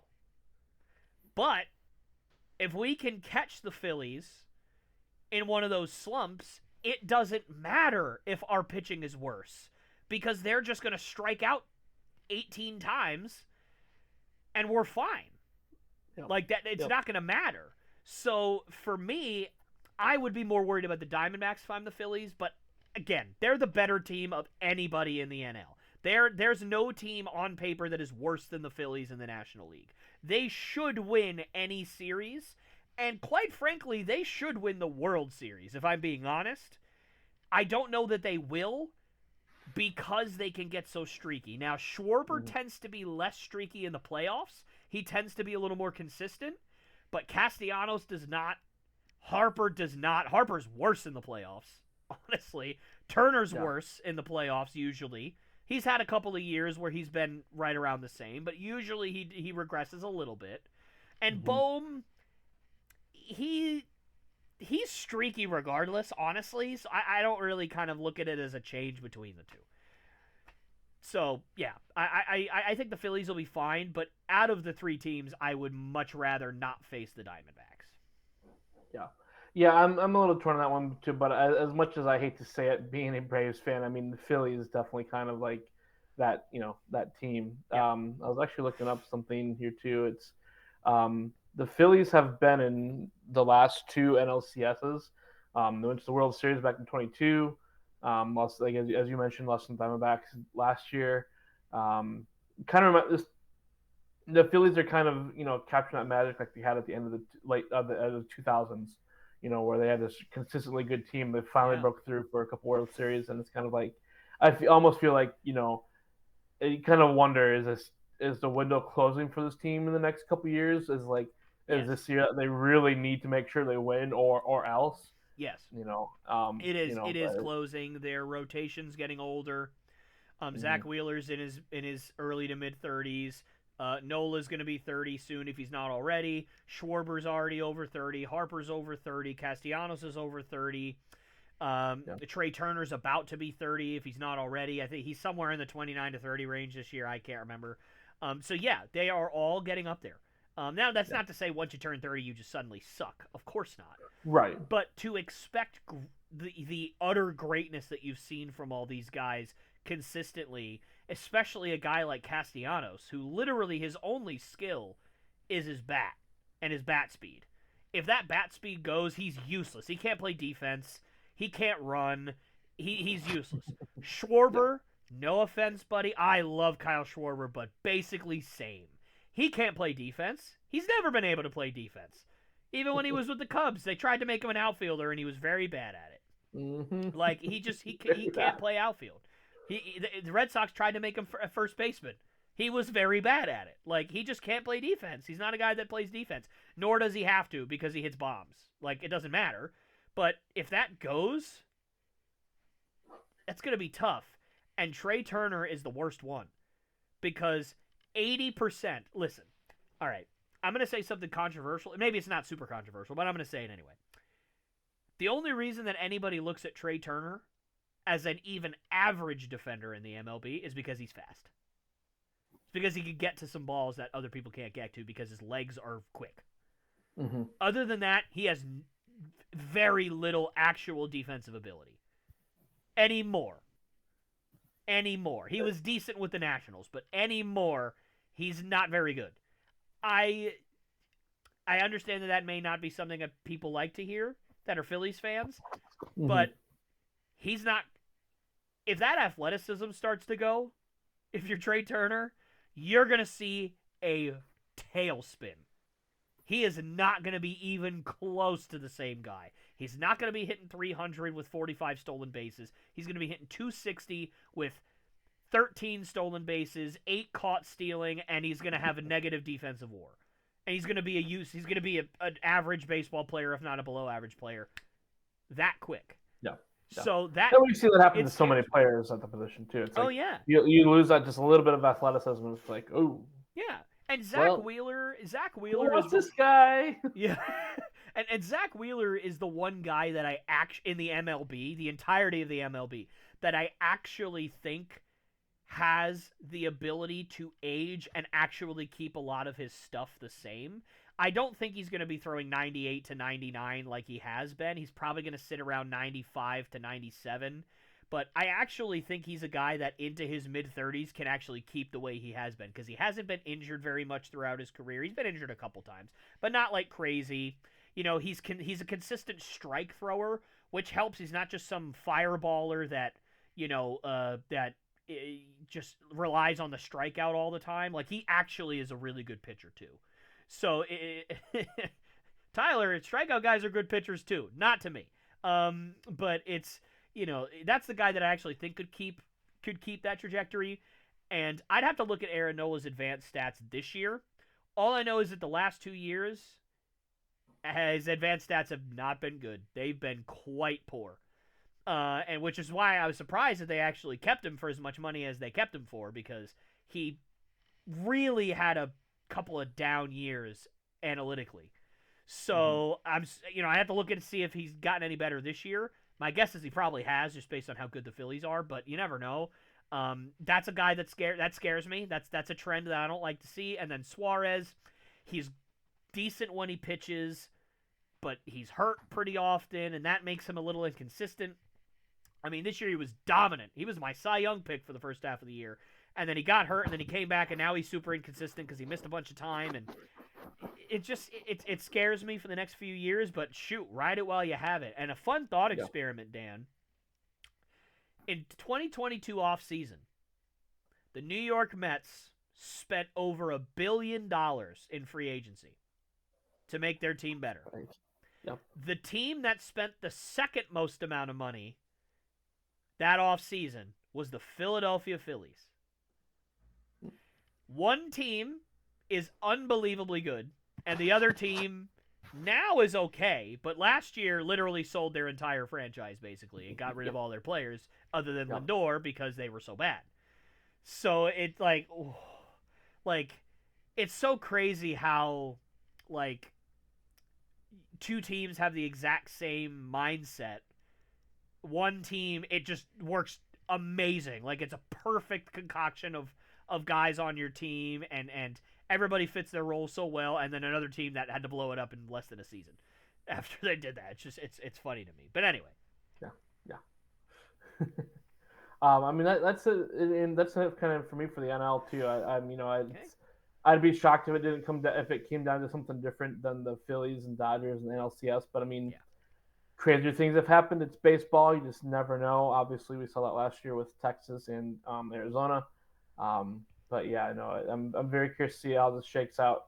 But I mean, I feel I'm right there with you all the teams. I think it's just a matter of who gets seeded what. Does Milwaukee have a chance to get number one a bye week? Top 2 seed. I think that'll be interesting. Yeah, maybe. Because that would really upset the apple cart if they did. Yeah, and they could, honestly, because I think oftentimes, especially at this time of the year, teams are going to rest some of their players, especially their starters. They're going to rest them. You're going to get a lot of bullpen days. You're going to get a lot of guys getting called up, especially when you got 28 guys in September. You're going to get some younger guys that are going to go out there and throw. You're going to get some 6-man rotations, maybe even 7-man rotations at times. Because maybe you do 6 starters and a bullpen day, and you're just resting guys. Man, if you got a bunch of minor league guy, bullpen day, minor league guy, that's 4 games you could lose right in a row. And if this other team, like the Brewers, says we're not doing that, screw it, and they go 3-1, you just made up 3 games. Like that. So you just never know this time of year, but I doubt that it'll actually end up happening, but you certainly could. Right. With roughly 20 games left, yeah. You just never know. So that's all I really had. I can't wait for the playoffs. Definitely excited to to redo our playoff picks. Yeah, for sure. when the playoffs actually start, because spoiler alert, I think we want a few of those back. Spoiler alert: the Reds aren't going to the World Series, folks. I don't know if you're aware of that. And the Mariners aren't either. No, they're not. No, they're not. Hey, at least I had the Astros winning the whole thing, which honestly could still happen. So we'll see. Yeah, but that's just wild. That's just wild. It is. All right, Dan. Well, I have a few questions of my own here that I'm going to get into. This is not going to be about. Well, it is kind of about this year, but it's not necessarily on-field stuff. Right now, Shohei Ohtani is, at least as of the time of recording when I last looked, he was at 46 home runs and 46 stolen bases with about 15-ish games left in the season. There has never been any player that has ever hit 44 home runs and 44 stolen bases, or 45 and 45, or 46 and 46. Is Shohei Ohtani going to be the first player to ever hit 50 home runs and 50 stolen bases, or will he miss out on that mark?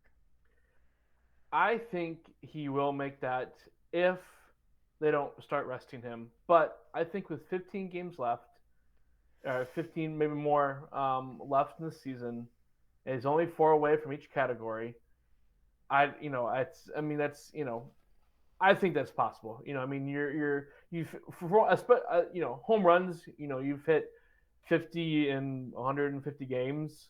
Roughly, um, 140 games. So I mean, you're basically hitting a home run every 3 games.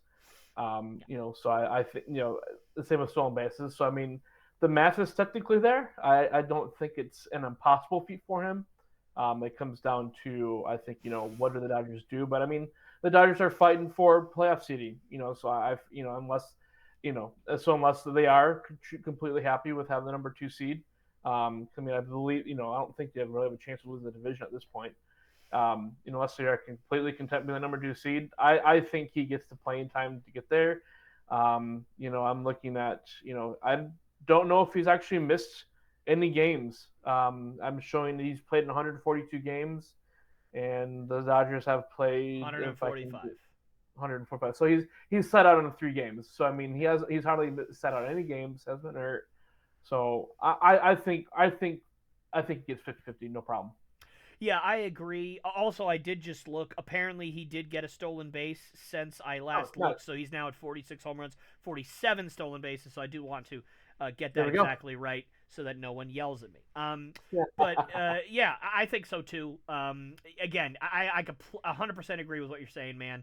If they rest him, which I could certainly see, honestly, I could see that at a certain point, then he may not get the record. But at the same time, it's a lot of publicity if he does get that record. So I think you might, if there's 7 games left in the season and he's at 48 and 49, like 48 home runs, 49 stolen bases, and they go, yep, we're going to rest Shohei for the rest of the year, there might be some boycotts.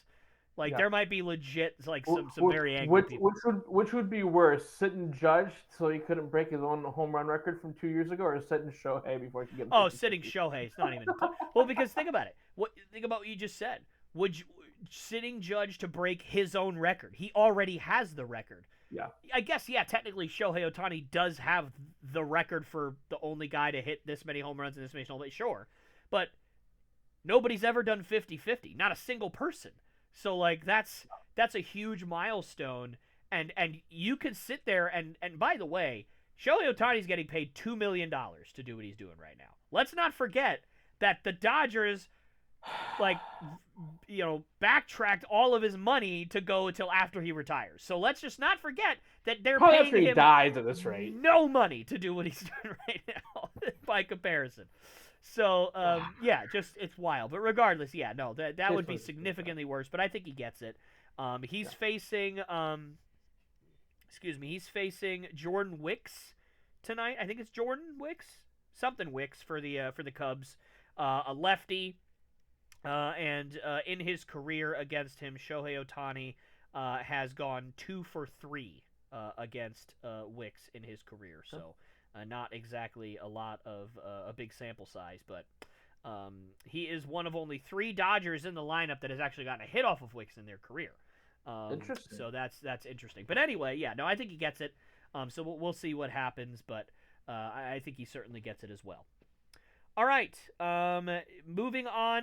This is also going to be a Shohei Ohtani question here. I have not looked at the odds in quite a while for MVP and for Cy Young and for whatever. It's been at least several weeks, and just being completely upfront and honest with you, Dan, I don't remember who the front runner in the National League for MVP was. I just could not tell you. I cannot remember for the life of me, and that's fun. I'm looking it up right now. So, my question to you is, will Shohei Ohtani become the first designated hitter and solely designated hitter to win the MVP? So the question is, will he, right?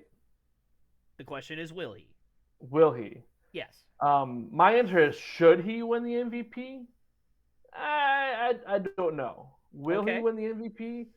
I think so. Just because we've never seen close to 50-50 season or a 50 season.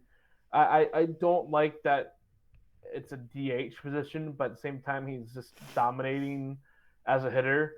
It's the only other guy that kind of qualifies as the DH, but I think he still plays the outfield is Marcell Ozuna.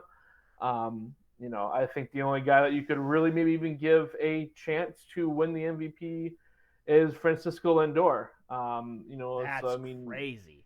I would not you have know, guessed that, but he's done really um, well this year. yeah, I'm looking at the odds right now.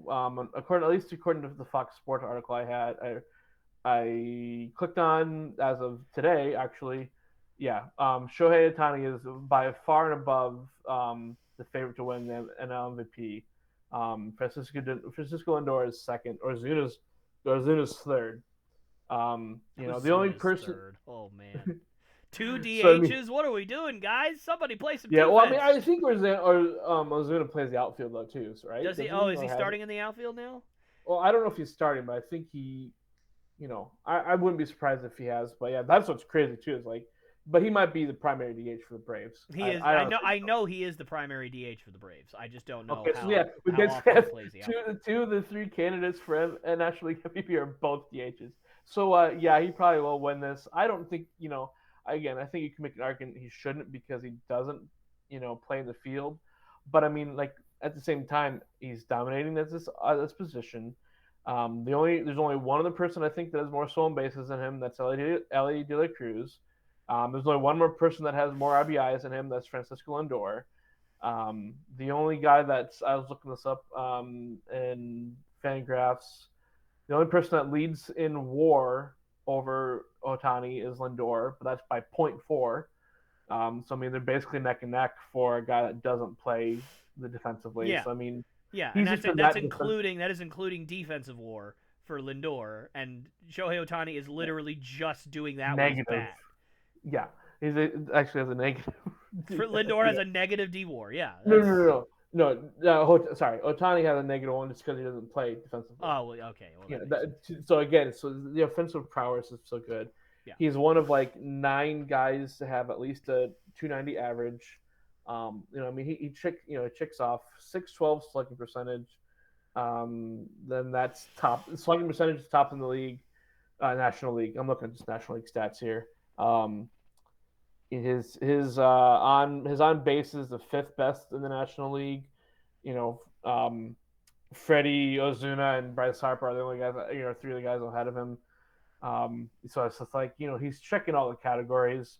So I think he will. I think a few months ago, before the 50-50 talk probably really started to heat up, I think you could have argued, maybe not, but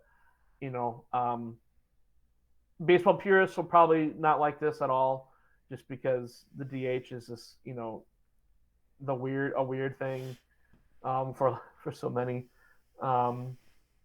Still, because baseball has a lot of traditionalists. It's a very traditional sport. Sure. But I think in this new age of baseball, it's trying to create some new rules. Trying to make it more exciting for fans, draw more fans in, younger fans in, et cetera, et cetera. Show is a perfect person, and I think it'd almost be a disservice to take the MVP away from him. So I think he will. I think you can make an argument if he should or not, but I think he will win MVP. Yeah. I agree. I played baseball for a long time, love it, and I am not one of those guys that like the DH should never win an MVP. I just don't believe in that at all. I think the DH is actually one of the most important positions that you have because you can change the entire dynamic of a lineup if you have a great DH or if you have a bad one. Like that to me is such a huge tell in terms of if you're going to have a great team or if you're going to not have a great team is how good is your DH. At least your lineup, right? Maybe not necessarily your defense, but it also allows you to expand your defense because let's say you've only got 2 really great hitters on your team and you don't have a DH spot. Well, that third guy that may be really good at hitting, you have to either not play him because he's bad at defense, or you have to play him and suffer on defense. Mm-hmm. But if you have a DH, you put that great hitter at DH. Now you got 3 really good hitters. And then in that other spot in your lineup that may have just been whoever, you could put a guy who's great on defense and you basically get the best of both worlds. Now, obviously, that Yeah. guy still has to hit, and you could suffer through that, but it is what it is. Like you don't have to choose between the two. You can kind of get the best of both worlds. So I'm not that guy that thinks, oh, DHs are not important, man. I grew up. David Ortiz was my idol, man. Like I Nope. love David I was just about to Ortiz bring him so up. much. And another guy that I really loved growing up, because I've said multiple times, the Mariners are my second favorite team. The greatest designated hitter of all time. Sorry, Big Papi, Edgar Martinez. What a pure, absolute maniac of a hitter that guy was. You couldn't get him out. I mean, literally, there was nothing you could do. You couldn't get him out. The only thing that stopped him was his own body when his eyesight started to go when he started getting older. Like he couldn't see the baseball anymore. So he couldn't, he couldn't do it. But like, and imagine what would have happened if he had played when he was young. Like I think he debuted at 27 or 28 years old. Right. Like, Yeah, imagine his if first, he took yeah, the Griffey, 26, 27, yeah. Yeah, imagine if he took the Griffey train where he debuted at 19 and he was just, tearing it up, but he didn't get a chance till he was 26, 27, whatever it was. So, yeah, regardless. And honestly, I think if you're looking at Edgar's career, then I kind of really dovetailed into Ortiz's really ascension because I feel kind of Ortiz took kind of over that DH role after Edgar left. But I mean, Edgar was a top 10 vote getter 2 different times in the MVP award in his career, in the middle of his career, and then one like in the last couple of years. Ortiz was top 10. I was just looking up. I mean, he had a lot of top 5 MVP finishes and another MVP in number 10. His final season, he was 6th in MVP voting. If you're not in such a stacked AL during like both those guys' career where you had a ton of good hitters, you had Jeter, you had A-Rod, and the list goes on. Those are the 2 big highlights I can come up with. But so many good hitters throughout the AL. If you would have put Edgar or Ortiz in the NL, we probably would have already had a DH winner for the MVP. Yeah, you could have. If the NL would have adopted DH spot sooner, and Ortiz or Edgar would have been in the NL, I think we would have already had 1 or 2 winners. So I think maybe this is kind of a I don't know. It's weird because I think when this conversation started a month or 2 ago, I was kind of like, yeah, it'd be weird, but I think I'm looking kind of just at okay, a couple samples. We've had other good DHs, especially. It's usually a lot of first basemen that fall into that slot as their career goes on. They stop playing defensively. Just at DH, Frank Thomas, another guy comes to mind. Yep, A lot of these guys are Hall of Famers. A lot of these guys have won a lot of batting awards. Edgar won a few batting awards, Silver Slugger stuff. It's like, so maybe it's about time we actually give a DH or an MVP to a DH guy. I think so, and I do think it's going to be Shohei, which is almost not even fair because he's not even a DH, man. He's an outfielder that they put at DH because his arm exploded, and yet he still hits 50 bombs a year. So he's just an alien. And he's already starting to throw some bullpens to get his get ready for next year, so when he can go play pitcher and DH again next year. Exactly. Okay. And what's really terrifying is you got Yamamoto, you'll get Shohei back, and you'll get Gonsolin back next year because he hasn't pitched all year. He's been really good for the Dodgers. You can genuinely be looking at a 6-man rotation of basically all All-Stars because you'll have Ohtani, Yamamoto, Glasnow, Buehler, Gonsolin, and who's that kid that's up there now? Oh my goodness.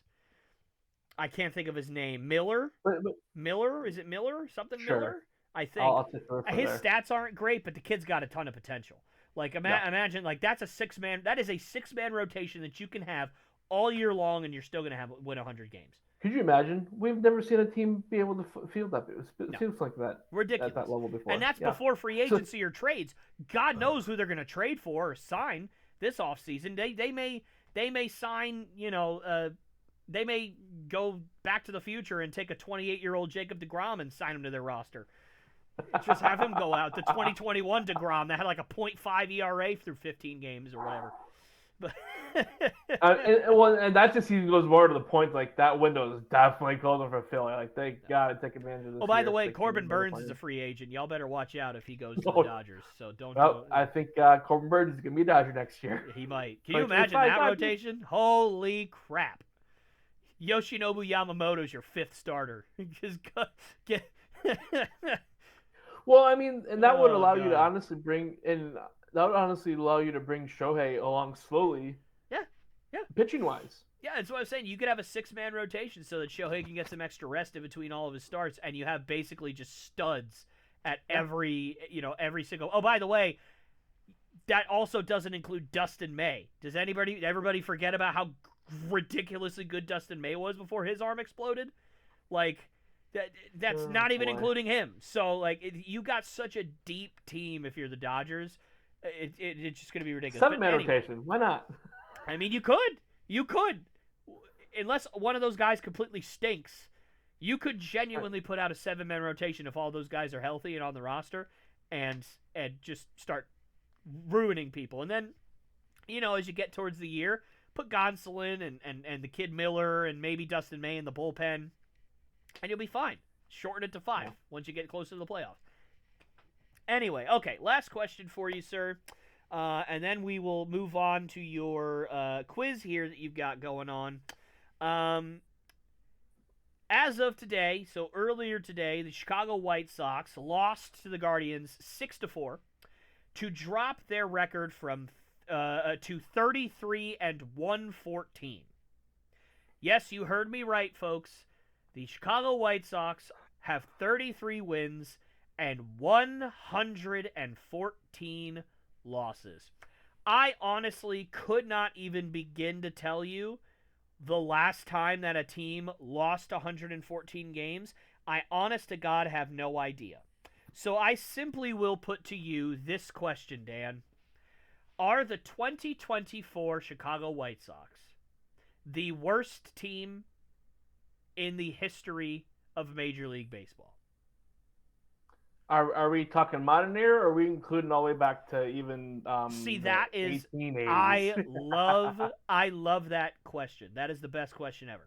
So the question was ever, and so that means all eras, which I know is most likely going to change everybody's answer as to if they are yes or no. But I'm happy to hear an argument in either direction. If you want to say they are, I'm not going to tell you no. If you want to say they aren't, I'm not going to tell you no. That's the way I look at it. So I just want to hear what you think. What do you think? I mean, let's go modern era, 1901 to the present. Thank you, Wikipedia. Yes. The Mets probably have the most losses in the modern era, and the second most losses ever in baseball. 1962 Mets, always lauded when stuff like this comes up, right? Mm-hmm. And they had 2 less games to play than the White Sox had to play. Let's see. I wish I could have done. I should have done some quick math. So basically, there's 6 games with. We have 15 games left for the White Sox to play. 133. Yes, and now it would be 15. Yes. So they're basically winning. They're at this rate, they're winning not even a quarter of their games. Right. I think they could compete for. I think they could compete for one of the worst loss totals ever. And I think if they get past, let's see, I'm just looking at the list here. In all of baseball, there are 4 teams, 6 teams that have had at least 115 losses. So they'll be number 7. They can, so that was Orioles from just 6 years ago, Braves from 1935, Athletics from forever ago, Tigers from 20 years ago had 119 losses. I think if they get within a game or 2 of that 119 losses, I think that's the worst team ever. Because I mean they've already surpassed in all of baseball. They've already surpassed all teams but the Cleveland Spiders, and that's because the Cleveland Spiders had to, and they were playing like 2 less games. So that they, it's. Again, modern era, I think they're the worst. They definitely have the worst percentage right now of modern era, but I think all of baseball, it's just because it's not like they don't, they have 1 or 2 guys that kind of know what they're doing, I guess. and I guess, I know they But have one. know, I don't know if they have more than one. Do they have more than one? Is there I somebody out don't know. there that I I don't couldn't name remember? them. I couldn't name the good one. Luis Robert? Sure. Yeah, There you he's go. good. I like him. Yeah. Everybody else is really Yeah. bad, though. Yeah. But I mean, we haven't seen the Oh, God. percentage. You know, it's their winning percentage is .224. The next best in the So modern era is bad. 235. So I mean, Oh. I think I think I wouldn't be surprised if they lose 120 games. They're only six away, and they have 15 chances Yep. to get six more losses. All right. Um, Yeah. so it's just it's unfortunate. Yeah, so yes, they're the worst team ever. Okay. So I am going to throw out some reasons as to why I think that they are not. Okay. Okay. Now, in the modern era, there is no argument. They absolutely are. You are 100% right. No team has lost more than 119 games since 2003, like you mentioned, those Detroit Tigers in 2003. Let's do some math, shall we? Okay. So, as you said, they are not even winning a quarter of their games, but for simplicity's sake, let's say for the rest of the year, they win 20% of their games. Okay? So, and matter of fact, it's actually going to even out because they only have 15 games left. So instead of them losing 12 games and winning 4 games, they will actually lose 11 games and win 4 games. So they're actually going to have a higher percentage of wins than that. So let's say they go 4-11 for the rest of the year, which I think is reasonable. I think that's not a too big of an Considering they overestimate. lost like 25 straight, yes, I think That's that's well, I'm saying like it's more of like a maybe they'll go on a run because it's the end of the year and nobody cares. Like you just never know. You might win a couple of random games. So let's say they go 4-11. If right now they went 4-11, not only would they lose 120 games, Dan, they would lose 125 games. There is no team in the modern era that has come even close to losing 125 games. It's not even close. No team has lost 120 plus games since like 1960 something. Like it's brutal what is happening to the poor White Sox right now. However, as you mentioned, those Cleveland Spiders. Let me tell you a small 30-second story about the Cleveland Spiders. The Cleveland Spiders played 154 games in a season. So they did not play the full 162. In those 154 games, they lost 134 of those games for a win percentage of 18%. They won 18% of their games for a full season. And the reason why is because the man who owned the Cleveland Spiders also owned a team in St. Louis that was in the same league as the Spiders.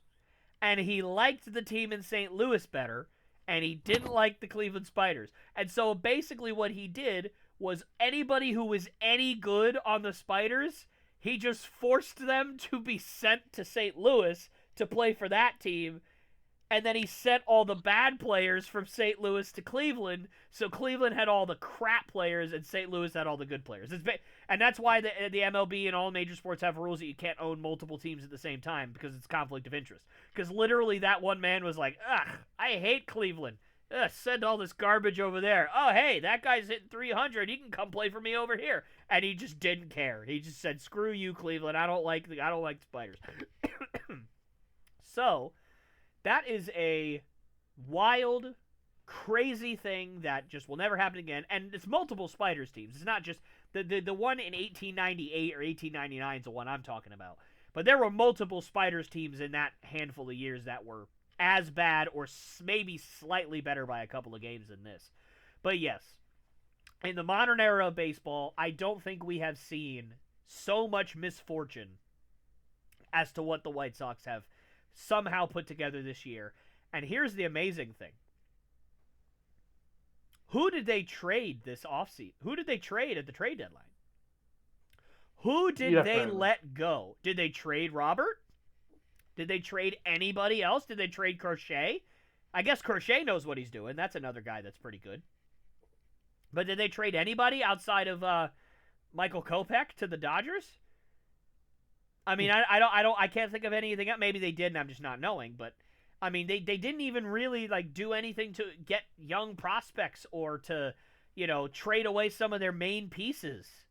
They just said we suck, and that's just how it is, and we're just gonna sit here and like it. Like it's ridiculous. It's ridiculous. But that's all the questions I have, Dan. So thank you for letting me kind of get into that.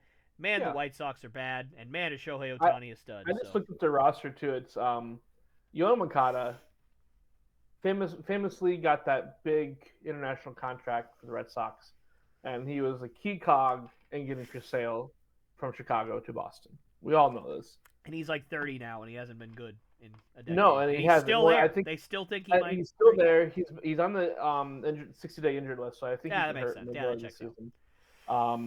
He was supposed to be like the next 5-tool guy, the next great player. I got to see him in Greenville.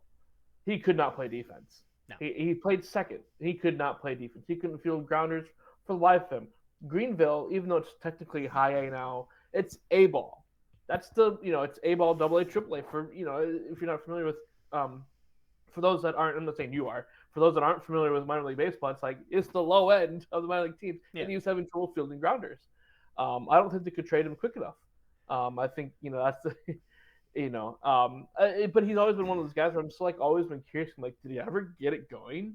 But he's basically home run or strikeout every time. I don't have his stats right in front of me. I was looking up the White Sox roster. You know who's actually on the White Sox that's also a former Red Sox? Andrew Benintendi. Oh yeah, I forgot he was over there. That poor guy. I feel so bad Holy for him. moly, I forgot he was still over all there. All from grace of being a part of some great Red Sox teams to taking a free agent deal to Kansas City. Now he's suffering. Yeah, he was a part of the Killer Bees, the best outfield in baseball, because it was all just bees. Mm-hmm. Bradley Benintendi. Yep. Bradley Benny and Betts. Yeah. I saw Benny in Greenville. He was wonderful in Greenville. I was like, I can't wait to see him. It's like, he's out there. Oh man, it's poor guy. Poor guy. Yep. So sorry, White Sox fans, they're 20 years removed from World Series title, which isn't. I mean, in some sense, not that long ago. I'm sure they've had some other playoff appearances there. Man. Yeah, I mean, I had them winning the World Series in 2021. I think it was. They had a really good team. They ended up losing in the ALDS to the Astros, I think. So it just ended up they just ended up running into a buzzsaw. But after that, it was just a quick fall from grace. That's crazy. Oh, all right. You want to see your all-star rosters? Sure. I'm terrified, but I'm ready. So for those of you who do not know what's going on, I said it at the beginning of the video. Dan has selected a random year, and he will now have the roster for the All-Star game for the American League and the National League. Just the starters, though, not the whole roster. I would never be able to figure that out. And I have to now guess who is the person that they are talking about. So it's the team and the position, and then obviously he'll tell me the year so that I have a better idea, so that I'm not guessing, if it's 2000, I'm not guessing Andrew McCutchen for a Pirates center fielder. I'm not gonna do that. So, all right, Dan, take it away. Do you remember what year the infamous tie game was? Remember what year that was? The infamous tie game? Yeah, I remember the All-Star game that ended in a tie. Oh, I don't remember. Was that 2003? Oh, no. 1 year off. It was 2002. 2002. Okay. Yep. So you want to start NL or AL? 2003 was something. Never mind. Something else happened that year. Was that the Bo Jackson year? The 2000? No, that was way before that. Never mind. Way before that. That was like. So you want to start with the NL or AL? I'll start with the AL because I think the NL I'm going to really have a hard time. All right. Okay, so this is 2002, right? AL starters, the infamous tie game. 3 Yankees, 3 Red Sox, Right. a Mariner, Twins, and Okay, so Rangers. Red Sox starter in 2002. So that's most likely going to be Pedro. Let me bring up my other. Oh, Um, you just scared me half to death. Please tell me oh it's no, Pedro. it's not Pedro. It's not Pedro. No. Okay. Okay, because Pedro. How is it not Pedro? That's crazy to me. How is it not Pedro? He wasn't even on. He wasn't even on the roster. How was he not on the roster? Hang on. He won the World Series in 2004 with us, and he started the All-Star game for us in 99 and 2000. There's no way he wasn't on the roster in 2002. Was he just injured? I think he declined to play for some reason. Was that the year that he was trying to get a deal done? That might have been it. That makes sense. Maybe. Okay, so other really good Red Sox pitchers in 2002. Tim Wakefield was really good back then. I don't know if he started the All-Star game though. Nope. I know Roger Clemens was out there. Was he around? Was he this time? I don't. He was not on the roster for them. No. Clemens. Because Clemens, I know he was bouncing around Blue Jays, Yankees, Red Sox around this time, so it wasn't Clemens. No, it wasn't Clemens. And Kurt Schilling didn't sign until 04. So it wasn't Kurt Schilling either, right? It's not Kurt Schilling. He didn't sign until 04. Okay, so I'm positive about that. Who was It's not Pedro. And it's not Kurt Schilling. It's not Roger Clemens. Who was a great Red Sox pitcher at this time? Was that the one year that we had Bartolo Colon? No. I was going to die if it was Bart. I was like, God dang it, if that's the one year we have Bartolo, I'm going to lose my mind. Let's see. So this pitcher, he was he played on 7 different teams from 97 to 2013. Oh my 7 different goodness. Teams. He was drafted by the Mariners. He was in Boston for 7 seasons. So he's a part of the 03 World Series, which, if I remember correctly, he might have played a decent part as a pitcher in that World Series. Was it? Or sorry, did I say 03? I meant 04 World Series. Sorry. Oh my good! I think I know who it is, but I'm blanking on his. Is it Derek Lowe? I want to say. It's Derek Lowe. There you go. All right. Okay. I gotcha. Okay. I didn't realize he started the All-Star game. I appreciate you saying that he was drafted by the Mariners, because I knew Derek Lowe was drafted by the Mariners, and I never would have guessed Derek Lowe just because I don't associate him being that good. Like, no, I'm curious why he's actually started too, because I mean, you had Mark Burley, Roy Halladay. Roy Halladay declined a pitch. We had Mark Burley, Freddie Garcia, Barry Zito. Like, I'm surprised that but I mean, I think he must have just had an outstanding year that year, and Derek Lowe. Okay, Derek Lowe. That makes it. Well, this helps. That's good. So, okay, catcher is obviously Posada. Yep. Jorge Posada. First base for the Yankees in 2002. I'm gonna skip that one for now. Second base. That's not Soriano. I know he played second for a while when he was with them. That's not Alfonso Soriano. It is Alfonso Soriano. Okay. Rangers. Oh, boy. Good Rangers shortstop. Okay, so my first thought is Michael Young. But I don't think he was even in the majors at that point in 2002. I think that's too early for Michael Young. Yeah, that's what I thought.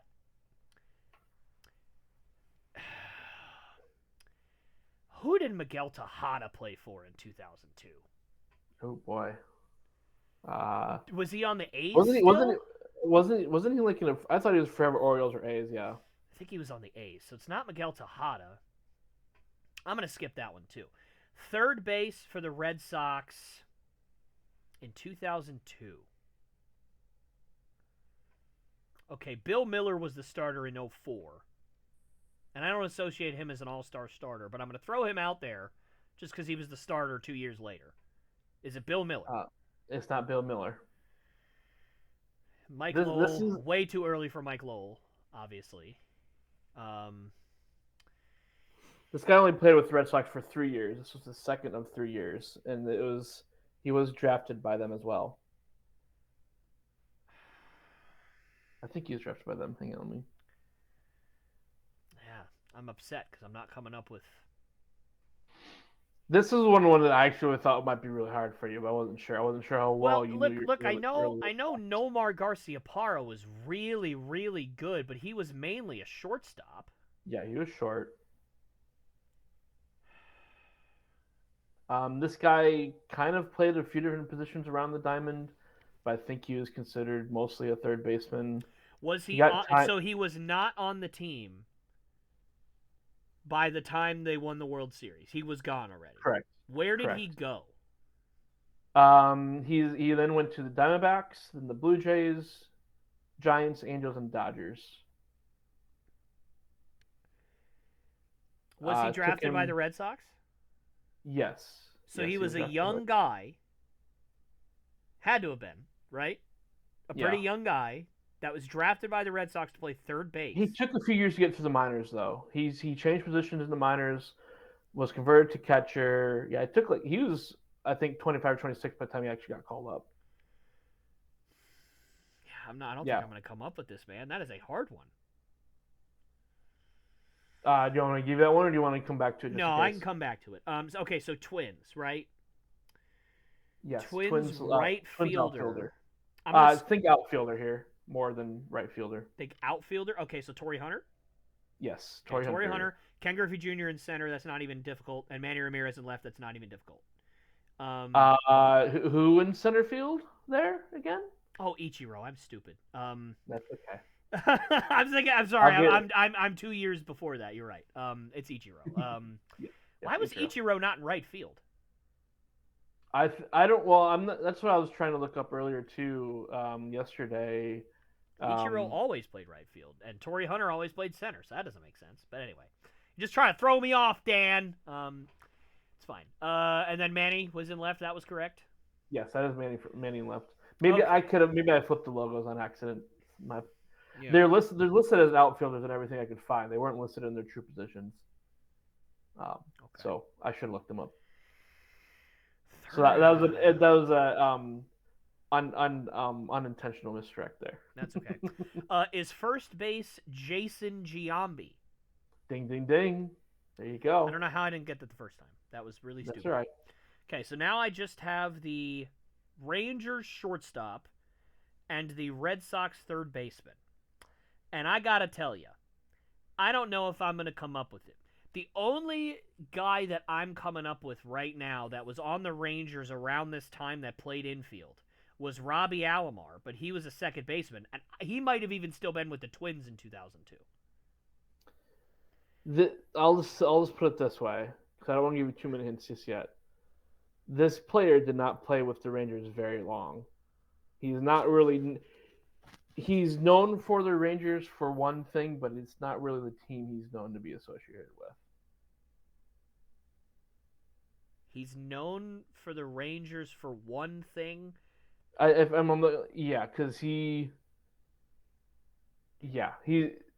there's a when he signed with the Rangers in 2001.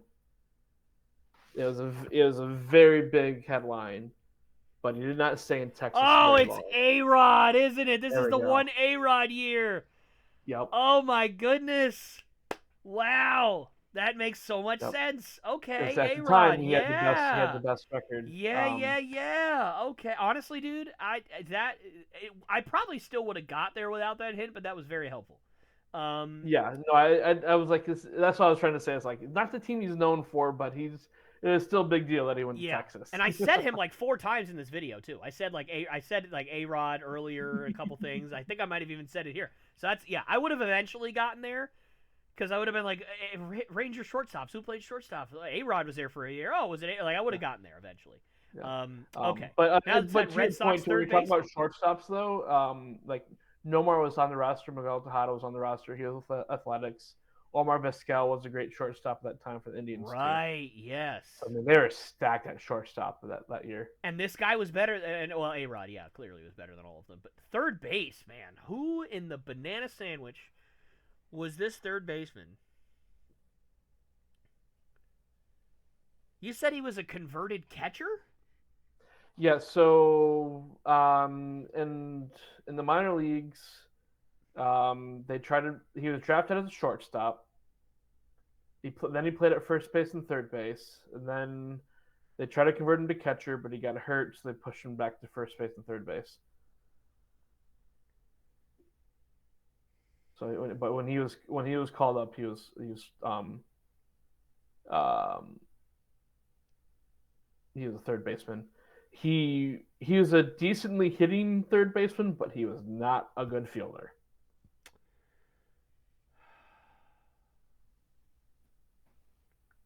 Why am I only thinking about Maglio Ordonez right now? But he did not play for the Red Sox.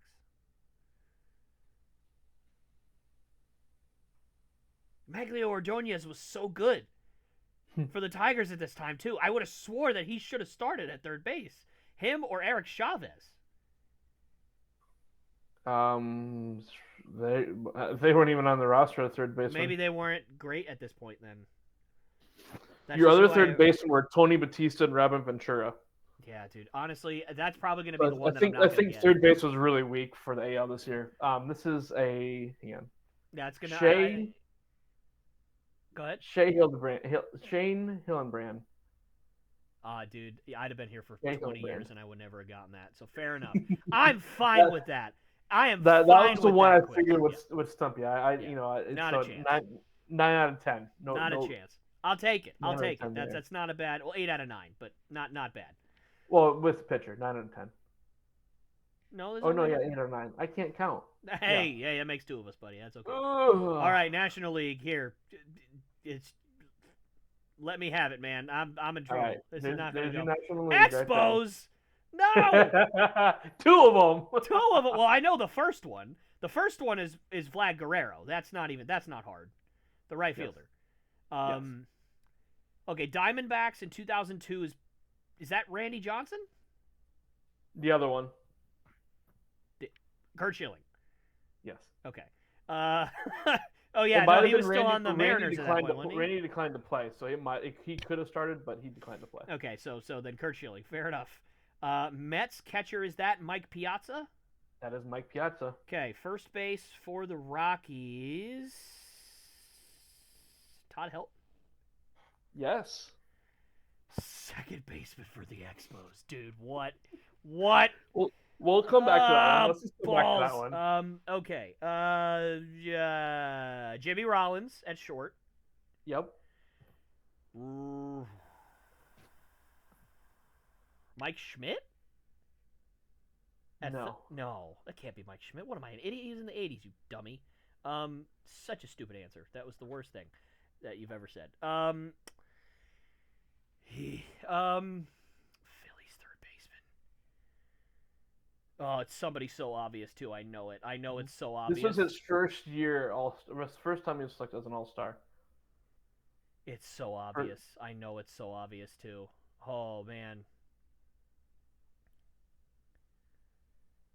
All right, I'm gonna pass that for now. Center fielder for the Cubs. All I can think of is Sammy Sosa. That's all I can think of. Yes. It was Sammy. Okay, perfect. That works out. And then Barry Bonds in left. Yes. Okay, so now I just need Expo. Dude, I could be here until I'm 85 and I won't get that Expos second baseman. I'm just going to be honest with you. I don't know anything. And then the third baseman for the Phillies, that's going to kill me if I don't get that one. Because isn't somebody incredibly obvious? Like, just, can you at least say that? Oh, yes. Oh, yes. You know this. I know this person, and I'm blanking so hard right now. Everybody that is my friend that likes baseball is screaming at me at the top of their stupid lungs, and I can't hear you. This was interestingly enough, this was his first time All-Star selection. I don't know, maybe it's not as obvious as maybe I'm thinking. I mean, you'll recognize the name. So no, I'll just go through some things here. This is the team he debuted for, but this was his last year with the team he debuted for. He played for 3 other teams after this. He won NL Rookie of the Year '97. A lot of Gold Gloves. He won Silver Slugger this year. Yeah, so he was drafted by the Phillies, but he moved on after the season with the Phillies. Mike Lowell was really good at this point, but it's not him. Mm-hmm. He was on the team. Yeah, he. Boy, I just saw what team he played for. I don't remember, but yeah, it was not him. This is going to be such an obvious He take. might have. I think. I mean, he had a good career with the Phillies. He might have been a little bit more well known for his second stop with the Cardinals.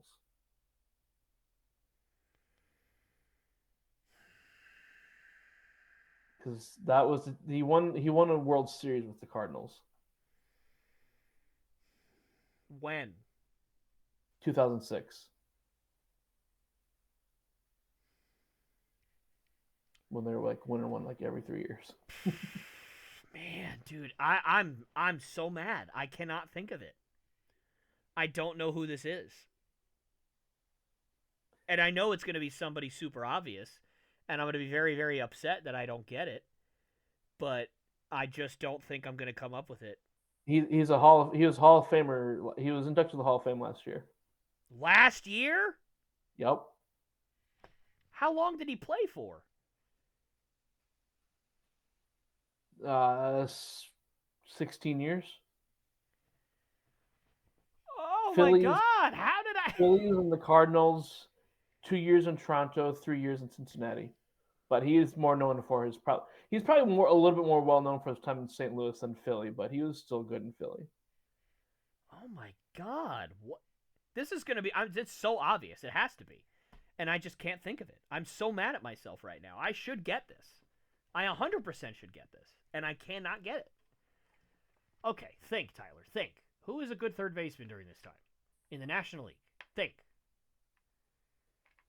Jeff Kent, second baseman. Stupid guess. No. There weren't many, I don't think.